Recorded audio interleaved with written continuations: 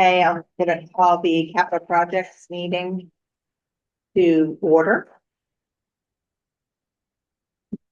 And start by, we don't have anyone, do we have anyone on Zoom that would like to make a public comment? Oh, yeah.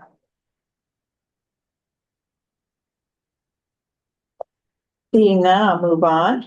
Lauren, you want to do the GHD update? Sure. Can everybody hear me okay? Yes. Yep. Okay, awesome. Really impressive. Let me get the agenda up.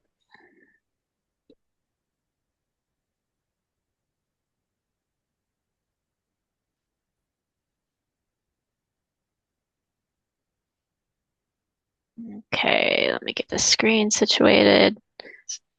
Okay, so a few updates for GHD. So first item is the schedule for the wastewater treatment plant.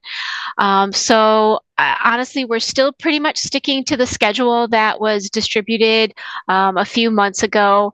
After the meeting that we had at 1 o'clock today, we are going to get a little bit more granular with some of the comment deadlines for Apex and or the town to provide to us to be able to fit into our QA/QC schedule. But at this point, and I know it's probably a little bit small, but right now we're in final design. So we are looking at, so if you remember, we submitted to the group on Monday, November 10th, what we're calling the 90% design drawing. So again, those are in SharePoint, should you want to look at them. We are also looking at putting together a final QA/QC set, basically one more pass for everyone to look at. We are internally finalizing those on Friday, December 12th, with the intent to send those out to the external and internal group probably by Tuesday, the 16th. I've mentioned that some people in GHD take advantage of our seasonal closure, which is December 22nd through January 2nd. So we like to make sure that, you know, at least for people who want to work, things are ready. So we're planning on distributing that to our team as well to review over the shutdown. I will be working periodically, so you'll definitely be able to get a hold of me if you need to. And then we're looking at the final design and cost estimate submittal to be at the beginning of January right now, slated for Friday, January 9th, along with the pre-qualification scheduling that we're working on putting together right now. We'll refine that deadline. And if we get a few extra weeks, you know, we'll update that to give the town and Apex and us more time. But we want to make sure that we meet all of the appropriate deadlines for pre-qualification and bidding. So this is the schedule, and like I said, I'll get a little more granular schedule out for comments to receive back to try to get it into that December 12th package. Like 6 or 7 weeks, and it sounds like you're going to be shut down for 2 of those weeks. Do you have enough time? So it's a tight schedule, with no doubt about it. And when I say the shutdown, you know, we have a lot of staff that don't want to, so this is probably more granular than you need, but we have to take some of our own time to do that. And a lot of people do want to work over the shutdown. So, I don't see that as necessarily a problem. But yeah, it's a tight schedule, you know, as it's been all along. But you know, we're really kind of into the nitty-gritty details right now and have a whole host of QA/QC reviewers on it at the moment as well. And actual bidding starts in March, I believe. Yeah, I guess we have to identify what the float is, Lauren, in that schedule, because just for the same reason Steve is probably, you know, our comments, we're looking to provide comments on the 90% to you as discussed earlier today. But then again, there could be some lag, see, Thanksgiving, Christmas, and everything else. So I think if there is a float in the schedule before this goes out to bid, that would be helpful. Yeah. But Yeah, after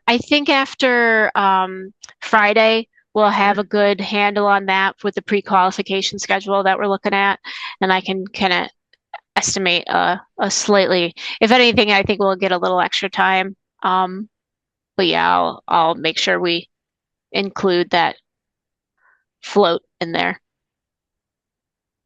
Are you refining the schedule a little further to distribute, or this is just for your own? Yeah, I'm gonna refine it for, like I said earlier, to make sure it's got some of those, like I'll say the more external comment deadlines to try to get some of those, if you have any major edits or major thoughts, try to get those into the package that we get out towards the end of that week, the 12th. So we're planning on putting pencils down on the 12th to be able to publish everything from the model. And then it takes a little bit of time to put the drawings together and the whole package together.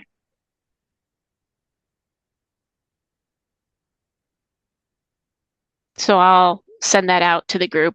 This is just my running list.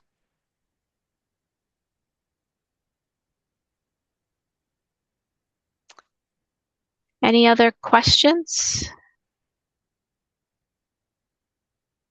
Okay. Next on the list is the bidding and prequals. So we did schedule our pre-qualification committee meeting for this Friday from 9 to 11 a.m. Based on everybody's availability. So just so everyone's aware, I know the town selected their 2 representatives. So that's going to be Kim and Peter Wade. From Apex, we have Ziad and Jackie. And then from GHD, we have Sandy, Tripp, and myself as the representatives. So we do have, actually, we do, I guess, vote during the pre-qualification committee for the chair of the committee. And I'm planning on suggesting Sandy. She's done several pre-qualifications for wastewater treatment plants over the past, I don't know, decade or 15 years. So we're happy to have her jumping in on this to help us out. So on that same vein, I'll kind of just go through very briefly to kind of keep this short, but we did allocate about 2 hours for this meeting. We're hoping it's going to take a little bit less, but there is a lot that we cover at this meeting. And I guess I'll just kind of go over the purposes of it just so the group's aware, but we'll be outlining the reasoning for pre-qualification, formally establishing the committee and the goals of the pre-qualification process. We'll have the members understand the process and finalize the schedule, which is, kind of why I said we kind of have a little bit more figured out for that. We'll determine the details that are required for the request for proposal form.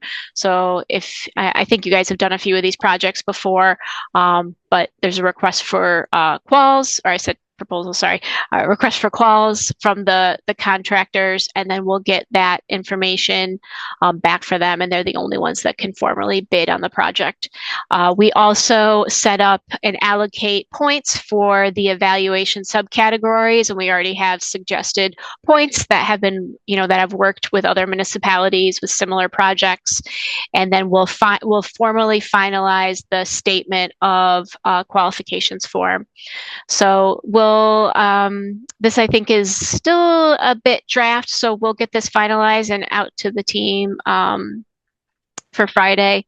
But basically during this meeting, we'll go through all these details. You can kind of see there's lots of blanks that we fill in. We'll fully hash out the dates. And then finalize the request for qualifications for the prime contractors and the filed subbids. And if you remember from the cost estimate, we've already identified all of the subbids for the project and their approximate cost. At this point, there's a few that are close to that, I think $25,000 threshold. But we're just going to assume that, they'll be right around that point. So we'll make sure to include them as well. And these are our suggested points based on some other projects, and we can refine them with the committee. So I guess any questions on pre-qualification and the committee meeting on Friday? Is that a closed meeting? Do we attend it?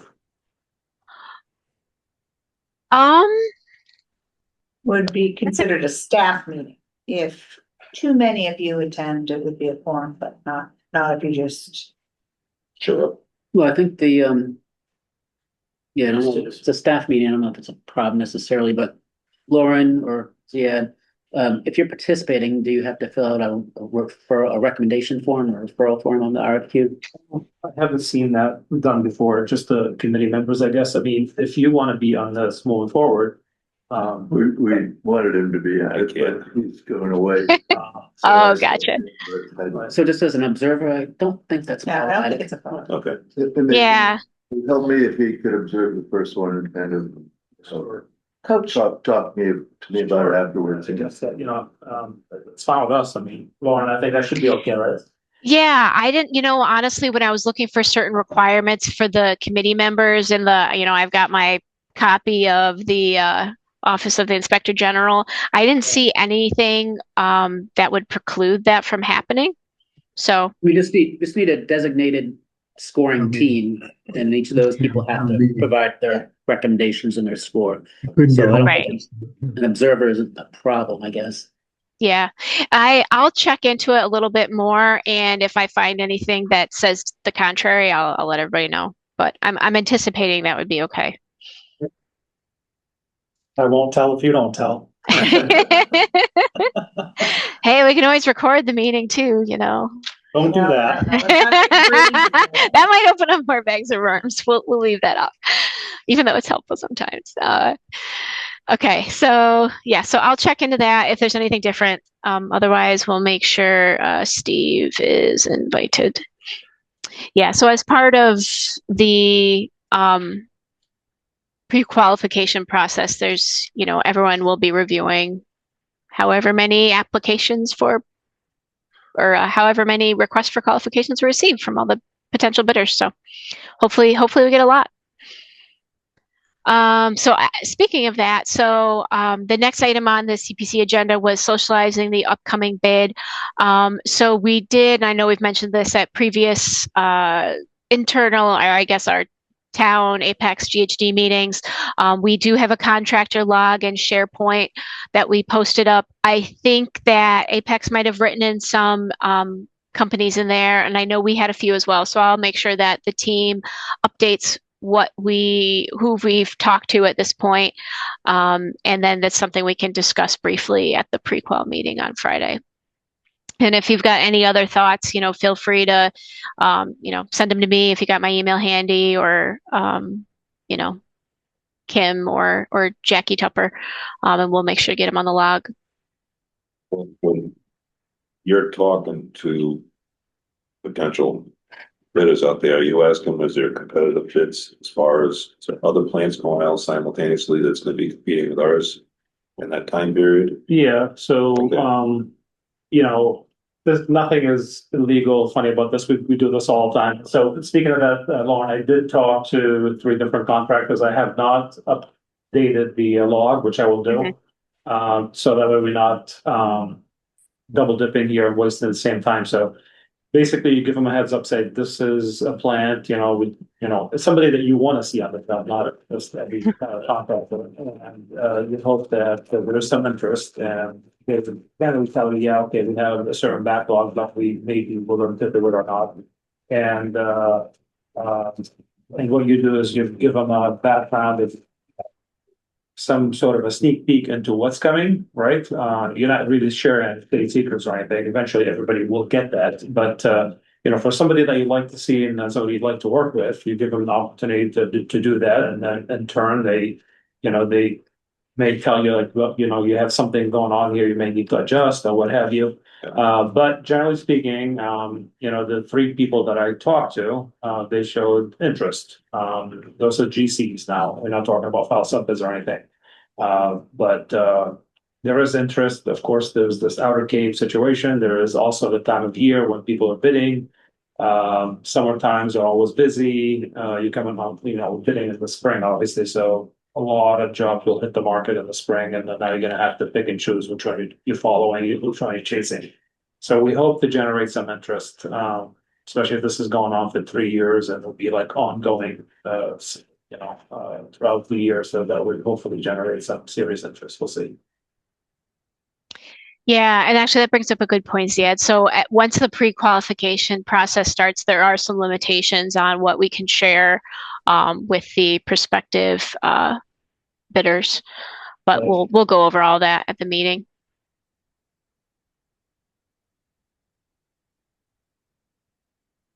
Okay. Well, anything on that? Feel free to pass it on to Jackie or Ziad and or Kim or Peter for that matter, and we'll bring it up on Friday.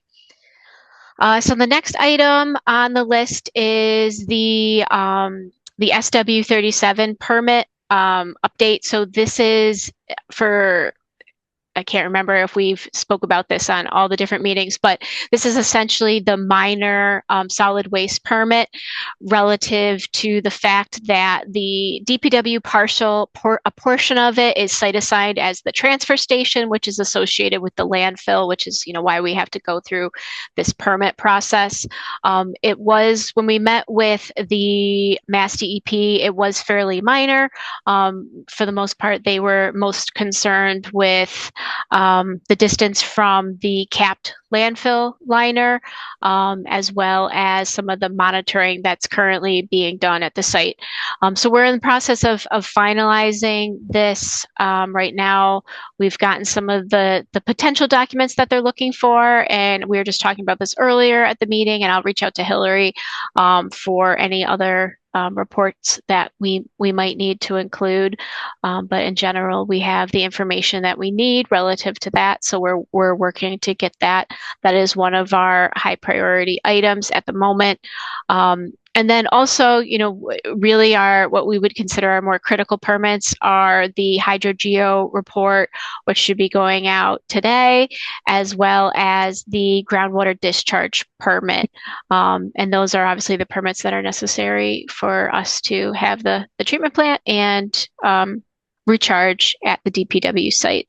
And the groundwater discharge permit report or engineering report that goes along with that is nearly complete. We're working on finalizing some items and starting to check into any additional requirements that are included in the online application form. So those are some of the critical path items right now, in addition to the plans and specs. So that's the update on that. Any questions about the permit or permitting?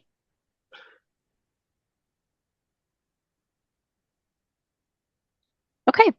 Well, the last thing that I was going to, that at least I'm scheduled to share, is some of the fencing information that we've been talking about at our weekly meetings. So let me grab, I've got a lot of files open just in case we needed to see different things. So here is, actually here, I'll share. This is one of the, I guess, drawings of the site. The south is to the right and the north is to the left. So this is the main entrance to the DPW right here. So this is a site plan kind of showing some of our plantings and other, I guess, landscape architecture features that we're planning on putting at the site. So we do plan on having, if you recall, whoever's in the room, if you've been to the transfer station site, you'll know there's an existing chain link fence here that we will be putting some plantings along this stormwater basin. We're planning on keeping a lot of the trees that are already here, but there might be, a few fillers that we might need to put in depending on what's needed to run some of the piping.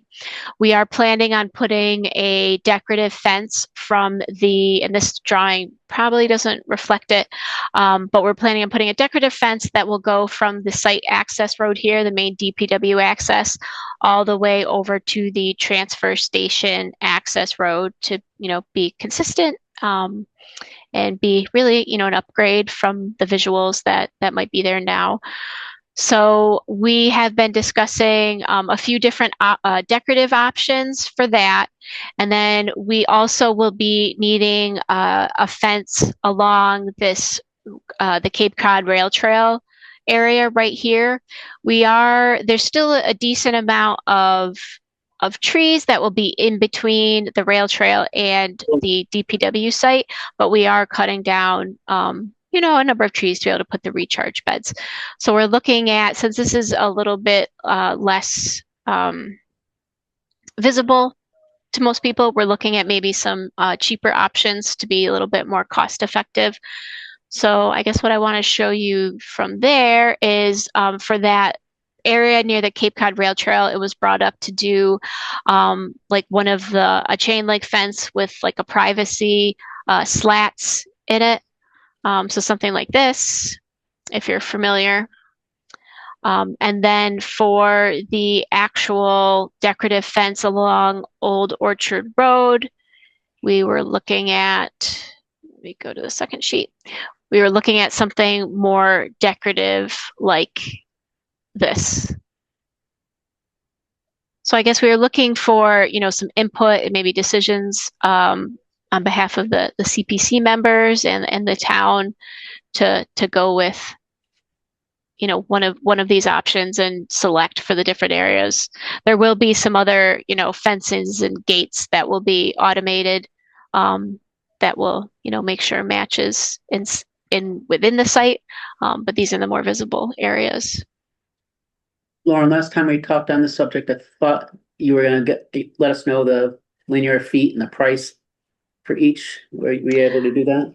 Oh, I apologize. I thought we were looking at, because we were looking at the cost per linear foot. So I do have that. So I don't have that specifically per each item. Sorry about that, Rich. I was thinking we had it on here. The rest of the committee, well, it was asked Oh, that wait. for, do you know the length of each Actually, we do. section? Sorry, maybe I do have that. While you're So looking that up, the rest of the committee, the decorative fence that we've selected is the most expensive one, of course. So we just want to see what that is and then. Of course. Have to moderate. I can't tell from the. I can't tell. Which one did we select? The black. Bottom left. black Shot one? cave fence there, and just one of the lower corner here. It's not, The bottom left was discussed. I don't like the black one. That's a good question. 10 years from now, what will that fence look like? Will it be all grown up in front of it so you can't see it anymore? John said he's gonna mow in front of it every other week. Yeah, really. That's my point. Like, people don't. I wouldn't expect you to. Well, if they stone it, if we do something like that with stone and keep it, it's Does it have to easily be black? easier to maintain, but yeah, I don't know. I just see this stuff getting buried over time and nobody will ever see it, so. Lauren, I can't quite read. Was that linear foot on the expensive? this one's 75 to 120. So it's not the most expensive. Linear. Composite, I think, was the most expensive. Oh, it's a It's a woven seat on each side of it. We'll keep that. You would. Let's start. They would have. You're fine. I don't know if I have that information on the top of all this. Is it better just to let it? Did you get And that footage, Lauren? Yeah, it was like Oh, 600 yeah. And this is what it looks like now, just so you're aware. Yeah, Yeah, so I think it's probably, so this was not the whole length, but I'm thinking if we're looking about double, at least double to go from one entrance to the other. So it's about 1,000 square feet. So- Thousand lineal. 1,000 linear feet. Yeah, Yeah, 1,000, yeah. 120. so. Seven- 1,000 in the back, right? Pretty much. Was it 1,000 in the back, 9 something? Yeah, in the back was like, I think it was 600. Sunday. But that number is pretty low. So, speaking for myself, Lauren, I'd be most concerned about cost and longevity, and aesthetics is on the list for me. I know. I agree. Right. People. Yeah, But- so honestly, this is one of the more the longer lifespan, this aluminum fencing. So 50 years? Yep, upwards of 50 years. So, Well, I mean, you that's, think about, aluminum Gardening. siding, I don't know. My mom still has aluminum siding in her house and it's like 80 years old. And this, oh my God, 70 years old. So Lauren, those options are kind of in the order of least to most expensive, right? yeah, approximately. So in the middle row there, for way of example, the one above the black fence, the all the way to the left. yeah, the gray thing. Is that a composite? Yeah, it looks like it. Yeah, this one, What- so there's the vinyl, and I know this is kind of hard to see. So this is like hog panel, they say, that kind of like, I don't know, not chicken wire, but welded steel mesh. So it's really this composite fencing is really probably the most expensive, as well as there's mixed material, which obviously it's more custom, so that can run, there's a very large range for that. And then there's also this corrugated steel fencing, but I think most people agree that maybe that wasn't the look that we were going for. And the wood fencing, it definitely has like it says here, a little bit more medium lifespan, and you're either going to have to paint it or you're going to have to stain it. So there's definitely some more effort that'll go along What's with the it. cost and life on the composite? So that the composite is 20 to 30 years or more, and then 120 to 150 dollars per linear foot. So 120,000. So let's just say we're talking about Old Orchard Road. Let's say it's approximately 1,000 linear feet. It's 120,000 to $150,000 compared to this, which is more in the 75,000 to 120,000 range. And a longer life? Right, longer life. And then what's the lower cost option? I think was at the top. That was Yeah, I think it's like getting into the vinyl fencing. So $20,000 to $60,000 depending on what we're looking at. is the middle one vinyl? Yep. So these three are all vinyl options. Okay. And the vinyl options are per linear foot, how much roughly? $20 to $60 a linear foot. And what's the life on those? 20 to 50 years with proper maintenance. So I think a lot of this is, probably cleaning it, pressure washing it, making sure it doesn't get, I almost want to say what I usually see. It's like more of like a mildew or lichen ends up growing on it if you don't keep it clean. Does the aluminum option have maintenance we have to perform? Yeah, they all do. I think they gotta stop. No, it's weird. Yeah, I mean, I'm sure you'll have to, keep it clean to make sure it's lives up to its useful life. It's nice and shiny, you may have to spray paint it once in a while too. Right. And we don't want to use just the plain wood stockade fence because it's expensive. We'd have to replace it and. Yeah, I think what we're looking at here, I mean, you can see how I think yours has worn currently. There's wood fencing. You can definitely get it cheaper, but it's definitely going to be more effort for the DPW or somebody to upkeep it. Which you wouldn't want the privacy chain link throughout. Say that again? I don't love, well, let me see it again. The privacy chain link that we're gonna put along the back. It's like, what do they put in the links to make They're it vinyl. private? They're Is it vinyl. vinyl? Yeah. It's like, I'd almost think of it like a blind, like the slat blinds. It's like Yeah, okay. that's kind of what it Those is. sounds and colors. But if you augment that with that fast growing. Yeah. Exactly, we're gonna, That's what it John, couldn't we, I mean, I know that would cost money too, but couldn't we put some trees at fast growing like trees in front of the fence? Yeah, like, I think the bushes. Like the guy, like Mark. Yeah, A couple of years ago, that's what he was. right. Right across the street from the transfer station, he's got cypress trees there he's trying to grow. He haven't watered them so they didn't grow well, but those trees grow pretty fast. Well, and I'm so sorry to be difficult. Do you have a Oh, no. picture that shows the whole like fence? Sure. Let's see give me 1 second. Yeah, I'm sorry. I know this one had a lot of different colors. I don't know if that's, I like I mean, the colors. Now see, that looks fine. Yeah, and the gray honestly might kind of match what we Yes. were envisioning. I feel like, how do I say It's this? very Like, hard to tell that that is chain link fence from here. yeah. I'm pretty blind. So.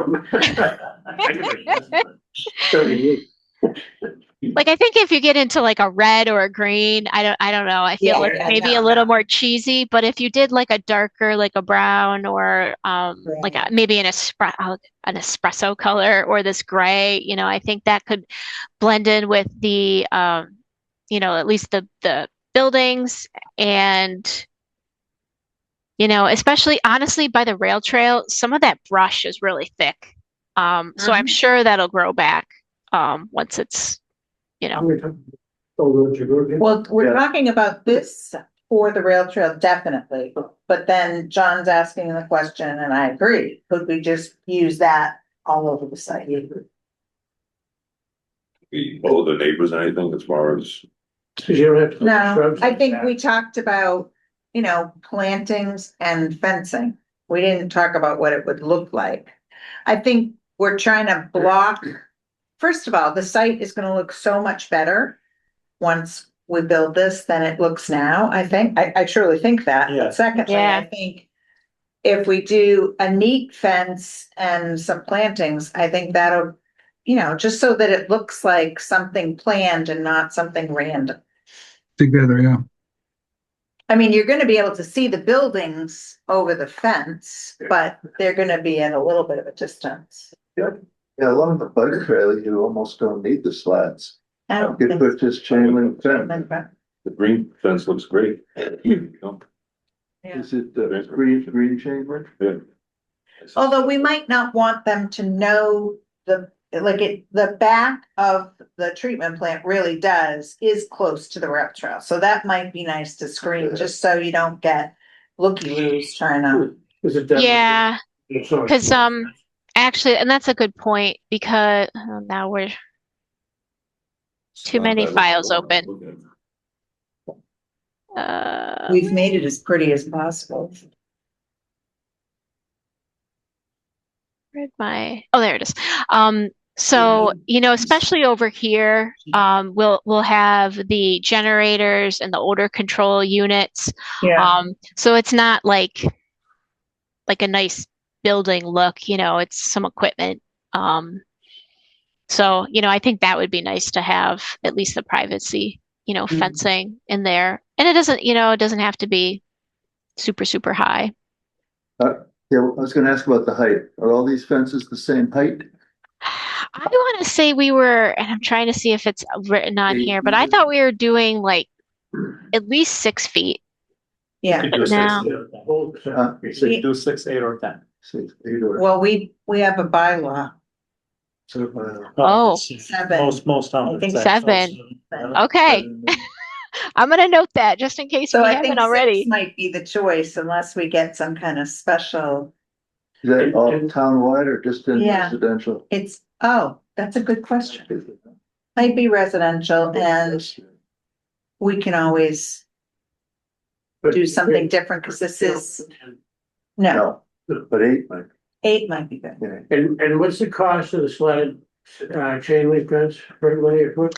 And this was just I'm trying to remember what we said, but I think it's probably in the, 15 to 30 range. It was definitely cheaper. I can get some specific numbers on that. I believe we said it during the meeting, and we didn't put it on this drawing. I just did one in Barnstable, was $38 a foot. But the issue here is the quantity, right? If you're doing Yeah. Right. 1,000 linear feet or 1,500, whatever, the price may change a little bit too. And it depends what's baked into that. You may want to come in and underbid some items, right? But usually the chain link fence with PVC coated chain link fence with slats, probably say 50 feet, $50 per foot in place. 50 in place. Installed or just? Yeah. No, just in place without the gates. The gates add quite a bit because Yeah. the gates, And then lay up on top of that, right? yeah. So PVC coated, not galvanized, but. the No, coating it's is- a PVC coat, Yeah, correct? but it probably holds up Oh, it holds up well. Well, let's check out whether we It can is- do 8 feet, so if we could Are do the 8 feet. slats, that would be better. rigid or? In the No, back. they're flexible. That's, they installed right after. They could just, Don't you you know, think? pop it in after you do Are the they fence. gonna get torn up with the wind and? Yeah. Unless you want to do. No, because they usually Pretty go rugged. in every link, basically, Yeah. right through every link. About the stone. Coated, I mean, maybe 15, 20 years down the line, they fade a little bit, but that doesn't mean they. Doesn't rot out. But they don't dry up and crack. The slats or whatever. Yeah, those will be protected because we talked about the growth and all this jungle is just gonna grow with that and protect them somewhat. It's pretty common in this type of industry, this application. Just about 99% of people go PVC coated. Unless it's like, With slats? yeah, for privacy, right? Sometimes you don't put the slats. Yeah. And it's sort of one of the lower cost options, right? Yes, absolutely the lowest cost. And it's There durable. was the other I think it'd be fine, don't you? climb all over it. But I think I'd like to see it at least on the front, over what you grow shrubbery in front of it. Yeah, a little bit, What'd you say? a little About bit the- of plantings Some cypress in trees. front of it, yeah, Okay, for the old orchard side, not the bike trail side. okay, So go with the cheaper fence, but we'd probably add some plantings. okay. Would you want those plantings included as part of this project, or would that be something that you would like do after? Jackie did the plannings for town hall, so I think we'll put her up to the. Yeah, I did town hall and I did Brown Hall too, yeah. Nice. Yeah. Herman, I have a lot of experience, Lauren, Okay, especially with those little fast growing trees. Those are not bad. okay. Nice. so what are we gonna clear right out to Old Orchard Road? Is that sort of the plan? No, No, there's a buffer. So in that diagram, is that the fence that I see the tree, the little dot trees, the fence on the other side of that or this on the? Yep. right side? Oops. Yeah, so this is the fence. There's a couple Right of here. trees and then the fence. Stand then that more. pressure a little bit. You see it? Lauren, can you Sounds bring like up the the road. picture Yeah, with the that way. orange? He can probably see it better with the orange highlighted. Oh, yep. Literally way too many files. Okay, I think it's this one. Sorry, No, Lauren. that's okay. Just bear with me as I figure out where everything is. Here we go. There you go. It's easier to see the. Yeah, there Yeah. it is. Except it extends. So those plantings. Except that the are on trees aren't there. plant side, plantings that are on the plant side of the fence, what are those? Just scrub pine and pin oak and. So we're not planting those. Yeah, and just so you realize too, so this area, especially I think on this side, it's kind of a berm. So Yeah. not only are you Oh, we're not lower, planting. but you're gonna have a fence above it too. And again, this will go. Let's see. Maybe I'll So do don't this. go all the way to the driveway. So there's. It will, yeah. Good, because that seems odd. Let's see, so driveway to driveway, right? Yep. There we go. So what about, and then so this is what we were saying definitely, and then we were pondering, and this might be like a budget thing, but there is an existing chain link fence right through here that we're planning on connecting to. But if we are going with the cheaper option all around, maybe it'd be worth enclosing the site. And then obviously there's buildings and a bunch of gates over here. And then if we do the chain link again through here, I know John was thinking, at one point that it might be good to have, the fence, go all the way around. So maybe we could look into that. But isn't that maybe the future site of the DPW building? Yeah, so it would make sense to have the fence in back of that whole area. That's gonna be cleared right out, so. it would Yeah, make so like sense. Yeah. that. I see. 'Cause the property, like it's like the hypotenuse that way. I mean, it makes sense. Yeah. But I like the cheaper fence. If I you think don't the have a cheaper fence fence there, looks then fine. why would you have a fence the rest of the way? Because Right. Right, people are yeah. thinking, Exactly, exactly. Yeah, I'm with you. Yeah, I think it was depending. I think we had, and this might go a little bit farther back because I know we, obviously had some space for storage. But at least you could, have I'd say like a controlled site, kind of. People can jump fences, but I don't think we're planning on putting a barbed wire or anything on top. But yeah, now you'd have like a generally enclosed site, and in the future, if you needed to, let's say, yeah. So get a gate out at the street, you mean? Yeah, gate out of the street. I mean, right now, it's open, people walk through there to get to cut through to the bike trail instead of walking up to. Because we had talked in the previous Right. meeting about some gates further down, but in this scenario, you'd put the gate at the end of the driveway. Makes sense. It does. Keep them out of there, yeah. Another question, do you want that gate to be, like a car key, car gate or something Oh, like rolling that? Put a card reader on there, right? Yeah, We that's were- what we discussed. Yeah, we were thinking that it could be worth, if the town wanted it, obviously it comes at a cost, but making, I think it was this gate.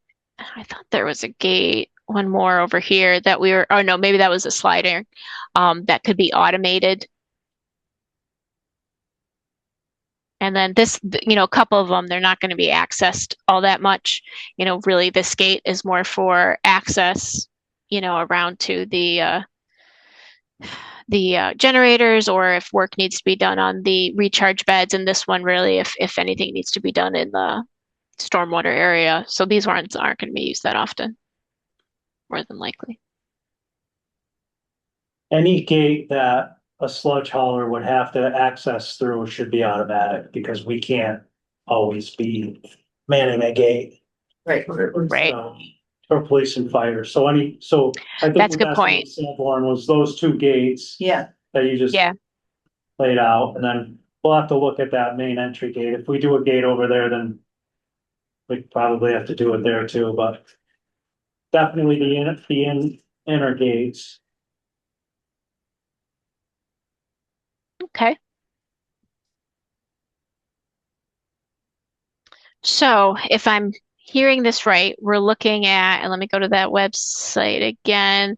So we're looking at, are we thinking like a white PVC coated, no, like a or gray. just gray? Yeah, like gray. Okay. So the gray Let's go with slats and then gray coating, assuming we can. I honestly didn't look into it, I'm assuming you can do that too.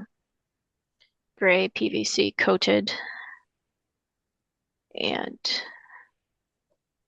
gray slats. The building should have it. And then we can have, Is that final siding or is that cladding? Some kind of. Probably. I haven't talked to him. Sorry. oh, I was just gonna say, it sounds like maybe Jackie Beebe, you're interested in some of the landscaping on the outside, or do you want our landscape architects to add something there too? Do you want them to do a plan and then we can just, We just let nature take its course out there? all right, I'm gonna go, we'll walk it, we'll figure it Yeah. out. Okay. No, don't. Yeah. I know, I do like the idea from what John was saying about, putting some rocks down along it, because I'm sure that'll help. I feel like where you see some damage on these types of fences is where you like weed whack too close to it, Okay. But I think we just need to look at it and see where there are blank spots now. We're also gonna carve that big like road. Yeah, that's. So, Further the second entrance. yeah, so that might be nice to do some screening around after it's completed. Yeah, it'll. Yeah. yeah, Where there's openings, we can Well, figure. are you gonna maintain that area, landscape wise by the town? Or weed whacker like it is? Yeah, if it ends up being loam and seed in the end, then we'll definitely maintain it. But if, You still want the honeysuckle one, If it's scrubbed, then we'll Yeah. kind of go with it. if Frank Wright out of the other side. Jeez. Okay, well, I think we have a winner. So we'll put in a little bit extra, but we're going with a slightly cheaper option. So and I think it'll still look nice, and we'll Yeah. kind of look at the gray options to really kind of align with the aesthetics of the building itself that we're planning on being gray as well. Yeah, and we can update the cost estimate based on that. Great. The net siding on that building is cement board. Or what I call cement board. The siding on the treatment and Yeah, yeah, it's it looks like clapboard, but it's. yeah, is it? I forget. I know Jeff used a specific thing. Dave, do you remember what it is? Just send But it. it kind of matte Hardy gray. Hardy board. Hardy board, yeah, Hardy, but yeah, hardy board. Kind of matte gray. Cemented. Yeah, Hardy comes in with like, multitude of colors and different shades of gray or whatever you color you want. Or you could go with the, what they call the drain collection with anything you want it to be. No dream coach. The shingle Basic pattern collection. or clapboard shingles. It's clapboard. Well, yeah, it's like clapboard shingles. I know we had shown like a slightly askew version that Mashpee had, but I think we were interested in like the normal symmetrical version.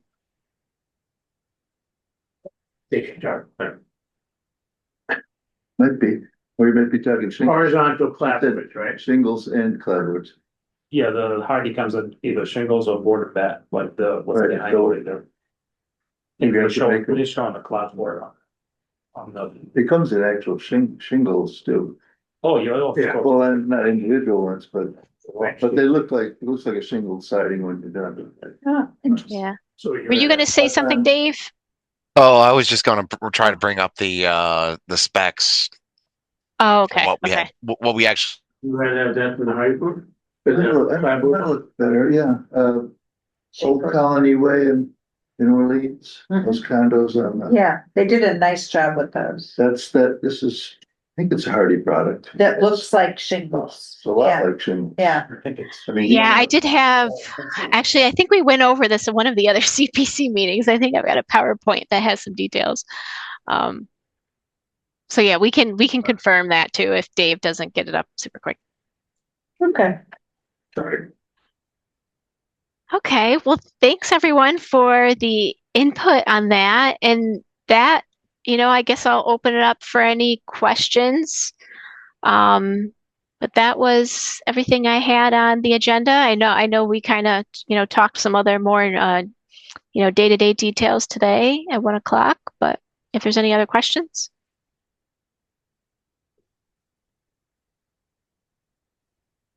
Yeah, just give me a few more minutes here, Lauren. I can probably get that. Okay. Well, I think if there's no more questions, I think we might be done and passing it on to Jackie Tupper. Ready, Jackie? Anything, just before she goes, anything else for us, or do you want us to stay on or pop off? Well, I understand for the cost estimate discussion there. Okay. We're good. We're good. Okay. Awesome. Thank you. Thank you so much. And we'll follow Thanks, up everyone. on the things we talked Thanks, about Dave. at 1 and today for this meeting. Thanks, Okay, everybody. thank you. Thank you.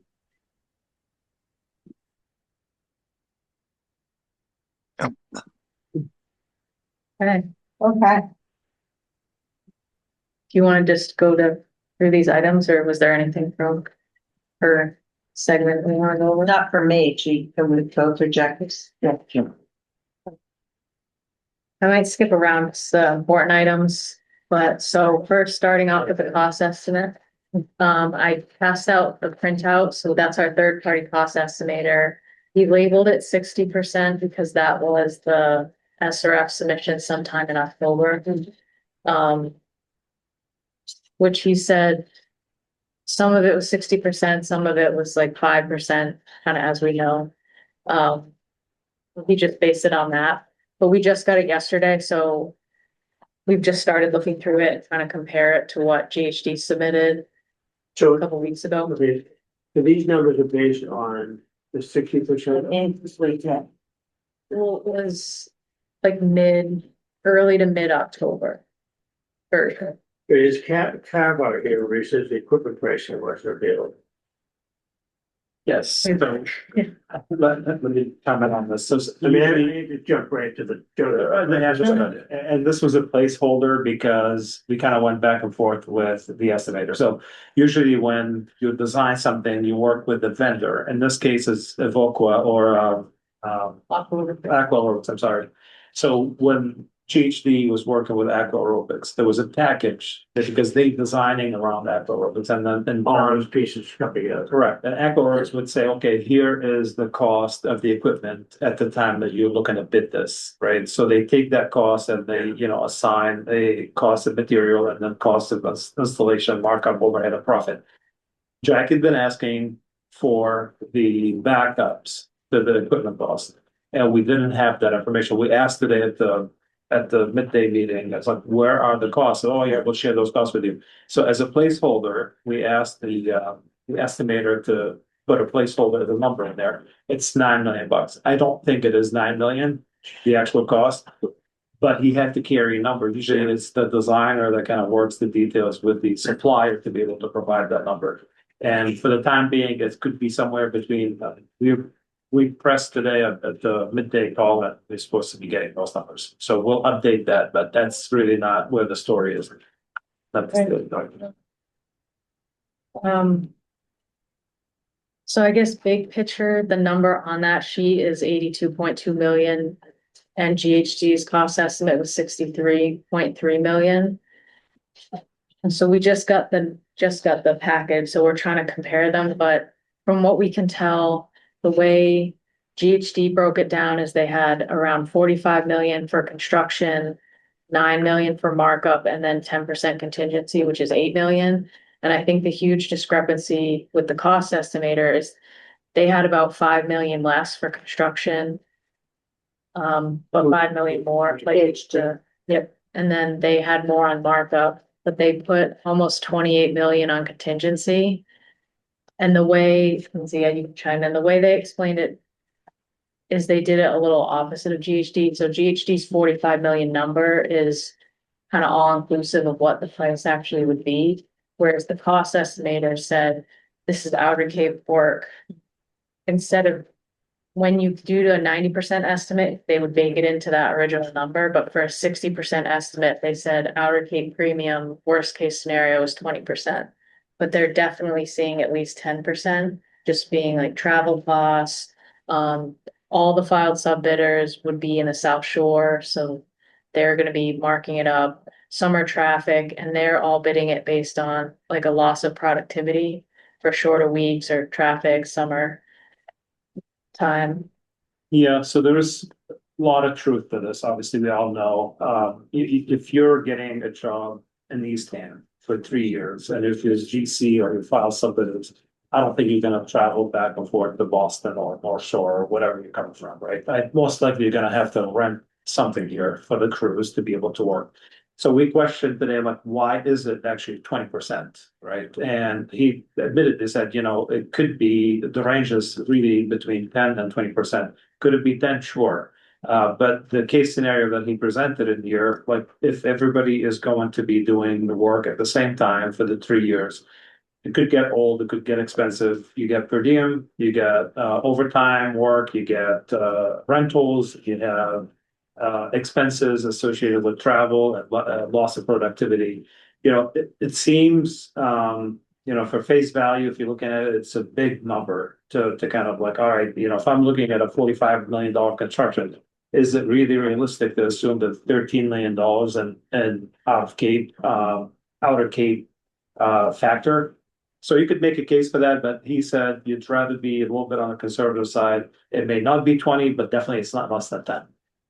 Right, if that makes sense. But then just to correct something here, their estimate is $5 million more than our estimate. for base contract for construction. So GHD came in at 45 million. Yeah. Our estimator came in at 40 million, but our estimator had some disciplines in the document where there's not a whole lot to go by, right? And that's why a lot of it is just shown in a contingency, if that makes sense. See it? Your clean copy and make copies for this. You have this one. Make copies. I mean, he was just giving us some numbers. They did the cost estimating on the plant borough a month ago, and he said a couple estimators went a couple percent for there, and they noticed that it was a 30% increase to do like the DPW building in Borough versus Duxbury. They saw like real number. Roughly the same time period, Yeah. Pretty much, yeah. 30%. I mean, we, many years ago, we did the, water treatment plan, and it was, I think, 2010 or 2011. We did the, Knowles Crossing in P-Town, and I think it's the tour of it just brought us down. So we had two bidders, and we, the two bidders knew that nobody else is gonna bid on it. That's way out there, right? Literally, no lie, they threw a number at this, and then you had to award it, and based on 6.5 million, we ended up with $8.5 million cost, right? And percentage wise, that's a big chunk of money. And this is back in 2010. There was no supply chain issues, there was no COVID issues, there was no inflations, none of that. But I think it's safe to kind of go in there, and at this point, I think the money had been, it is what it is today. It's 170 million, right? So it's where the contingency exists today, right? In case the numbers come in higher for the plant, right? As opposed to the collection system, which we'll get into the collection system. So Makes sense to carry 20 at this point. yeah, Are you saying that the GHD estimate, they didn't carry anything for that they did. AutoCAD premium? They did not explicitly say out of key premium. They have contingencies all baked into one number, right? Oh, they're- But they're, usually at 90%, you should have more than 10% contingency. When you go to 5%, when you go to 100% bid docs, you could drop the contingency to 5%. This is what SRF is looking for. But for a project of this magnitude, a lot of variables, you'd rather come in with slightly higher contingency. Until we agreed last time, because of all the other things we had happened, like the Barbara thing. Carried, We carried our guy carried the BABA requirements and all the escalation at the midpoint. If you're looking at bid time, so this is a 36-month construction project, and we're about what is May from now, about 8 months away. So you're looking at 40 months. So basically, they take midpoint and they assign a percent, for that, and that number is pretty high, by the way, you see it in the breakdown.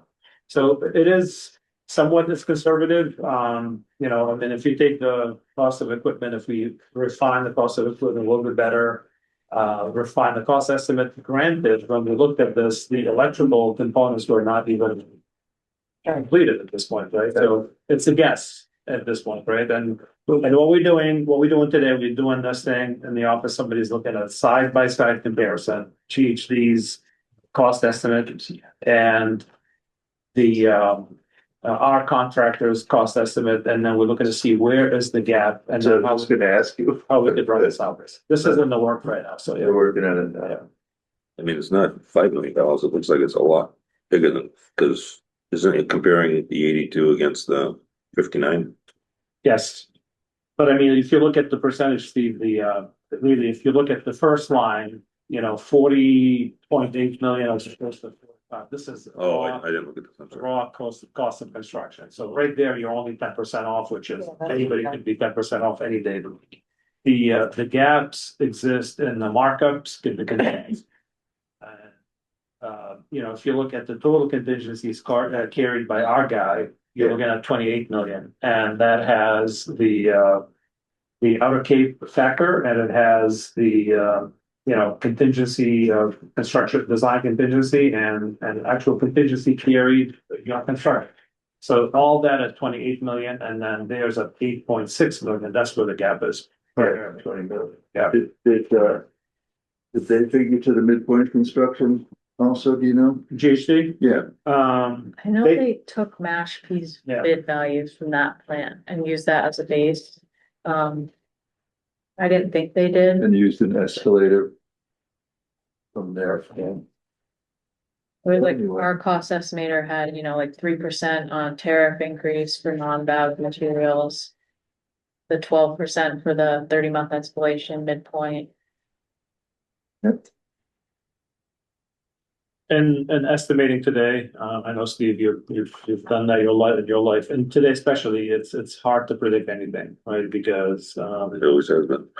it's always been, you're right, but especially today though, because of market conditions and, Yeah, locations and the I fact just- that everybody's happy and doing a lot of work, so Yeah. nobody's looking for work actually. So, Did they ever produce their backup material? we asked for that today, on the call during the, about 1 o'clock. and I But think we they also don't- asked for it Yeah, a couple months ago. I know that we have not seen, that you have a full backup, right? We don't have a full backup. Cause that's gonna be important to try to. I mean, just looking at like some of your numbers, it's like 40,000 yards of material per line site. It's news because I thought this was more of a balanced site. I thought we were talking about. It's not a balanced site. It's going to have, some excess material that needs to be shipped off site. They try to, but, the beds are gonna clean a lot of because you're not really Right. changing much surface grade. You're basically going with current existing grades, but all the foundations, all the below grade tanks, there is some fills, but take all the six. Talked about that, so they were gonna have to. Yeah, They have access up to it. private, well, and. Water tower. But the big number is, You got net import 48,000 cubic yards this import. import. And it's like, So they do have, some foundation material that they need to bring in, some fresh stone that needs to come in, right? So, 58,000. I'm just saying, it's a big number. It's like, where'd that come from? So I only look at the big numbers because it all play factors and so much. There's I know in that southwest, southeast corner of that lot is all fill right now, dirty fill. Oh, They're gonna have that's to what haul they a lot were of that learning, out yes. And haul in a lot of clean fill for under them beds, right? yeah, some of the stuff in the geotechnical exploration where, you need to dig for foundation and everything, all that fill has to come off because it's not suitable to support the, what they look at do here, so. We did have them break it up by site work, salt shed, treatment building and ops building. So the site work was around 12, salt shed, they said was 865. Almost 20 million for the treatment building and 8 for the ops building. Well, construction costs. If just straight. So how does this work now? Is they did all this work, this estimate on plants that were 50, 10, 5% complete. You have to do it again? Another exercise. The next thing at 100% is just more refining the numbers a little better because you already built your estimate. Yeah. It doesn't. When you have the work data, you can shine them up and. Should be much quicker. But these numbers are based on what you gave to SRF, This would be right. not any value engineering cost. Correct. Refinement, right? Correct. This is based on the submission that we got and that was submitted on October 3rd, thanks, Ella. Yeah. So they refined some, as you know, they did claim that they changed, the wall thicknesses that we talked about during the, design review meeting. Did change my angle. Not all of it, but they did the perimeter walls, the internal walls, I think they felt as if, they needed to be that thick, which, so we're reviewing this right now to see where we're at, and then, biggest concern is the time, the lack of float that's available between advertising, bid times, and award. It is very tight, the whole schedule is super tight right now. So at the last meeting, we discussed how you wanted to set out the first set of contracts. And you were gonna float that idea by SRF. Did you do that? What was their response? Yeah, I think I kind of have an SRF update, so, Sorry to jump ahead, but. no, that's important. important. Right. And to get those people, so when she said they're gonna take the vacation. So if we need more time, and that was one way to get it. Right, so I guess big picture, the way SRF works, like the way we did the water project was we did a submission every single year. And it was a weird kind of situation where from day one, they said they were gonna fund the whole project and don't worry about it. Break it up into 15 million a year, because that's kind of what you get. So you're on a separate IUP, a separate loan. Whereas we handled this one all as one, given, all the drama with there's no money and how do you put a plan and then submit the next year for the pipe, and then they say, oh, we don't have enough money, which was happening. I think like Dennis got knocked off and other projects were happening. So we're in this weird situation where we had to submit it as one, because you can't break it up and risk that. But now you have 170 million up front. So in talking to them, I'm still like meeting with them and, calling them and trying to iron it out, but their issue is if we bid, like even with the collection system, we were gonna start with a couple contracts next year, then 2027 bid a couple contracts. They're seeing that as, well, you should have submitted a separate submission on a separate IUP to bid the other contracts. Because if we submit in July of next year, the contracts again that we want to submit in 2027, that would be on the 2027 IUP. So we've been drafting up a new cash flow just to show them that, it doesn't really work if you bid all the contracts at once. You're only giving us 50 million a year. So that's kind of what we're pushing back a little bit on them. They were amenable to, you really just have to have one contract signed by June 30th to get the principal forgiveness. And if we can, we'll have a lot of collection system ready to bid in that time frame. They didn't care how we broke it up at all, or if we separated out the site work or bid the plant separately. They just didn't want to see it a year later. But they seemed a little more amenable to the fall for the plant. It's just hard to push them too much because the plant is like in their eyes, the plant's supposed to come first. And then the collection system. So they kind of weren't really big on, waiting on the plant and then bidding all the collection system, or we're bidding all the collection system and then it's gonna sit for 2 years and then the plant. But it's their decision that we only get 50 million a year. It's unbelievable. You can't make it So up. it wasn't our Very decision. frustrating, very frustrating, and I don't know how to, to go back to the plant situation, I think, even if you were to break it up, and trust me, we would have loved to break up, and I know there's a lot of value in breaking up the contract. I'm not so much about, I think it's too late today to do the procurement of equipment because that ship has long sailed, I think. But certainly you could do, site preparation, facility construction, and then site restoration, and 1,000 times out of 10 times, you'll find somebody on Cape who can do both, right? And could that be considered part of the plant work? Correct, but the problem with that, if you were to break up the plant today based on SRF requirement, you're going to ask a contractor to hold their pricing for whatever, to be able to comply with SRF. And that's gonna cost the town quite a bit of money to hold the price. And the bids are gonna come in really. Right. And that's kind of, our hands are pretty tied right now. The fact that SRF kind of like, all right, hurry up and wait. That game that we only have capped at $50 million a year, but yet they want you to bid everything together. And it just does not make any sense. Especially where we were so successful with bidding water over time in pieces, and that worked. They saw it worked. It worked for them, it worked for us. It just worked. So I don't understand why the wastewater side is so different. Are you working with the staff level, or is there anyone we can communicate a little higher up to just communicate our issue? And yeah, so I suggested Jackie, if we could, I know she's been talking to section chief, Michelle Higgins, and that's the person we want to talk to. But I was thinking maybe we could set up a call with you guys. At least the owner is voicing their concern, hearing it from the owner's mouth, right? As opposed to the consultant trying to get the message across.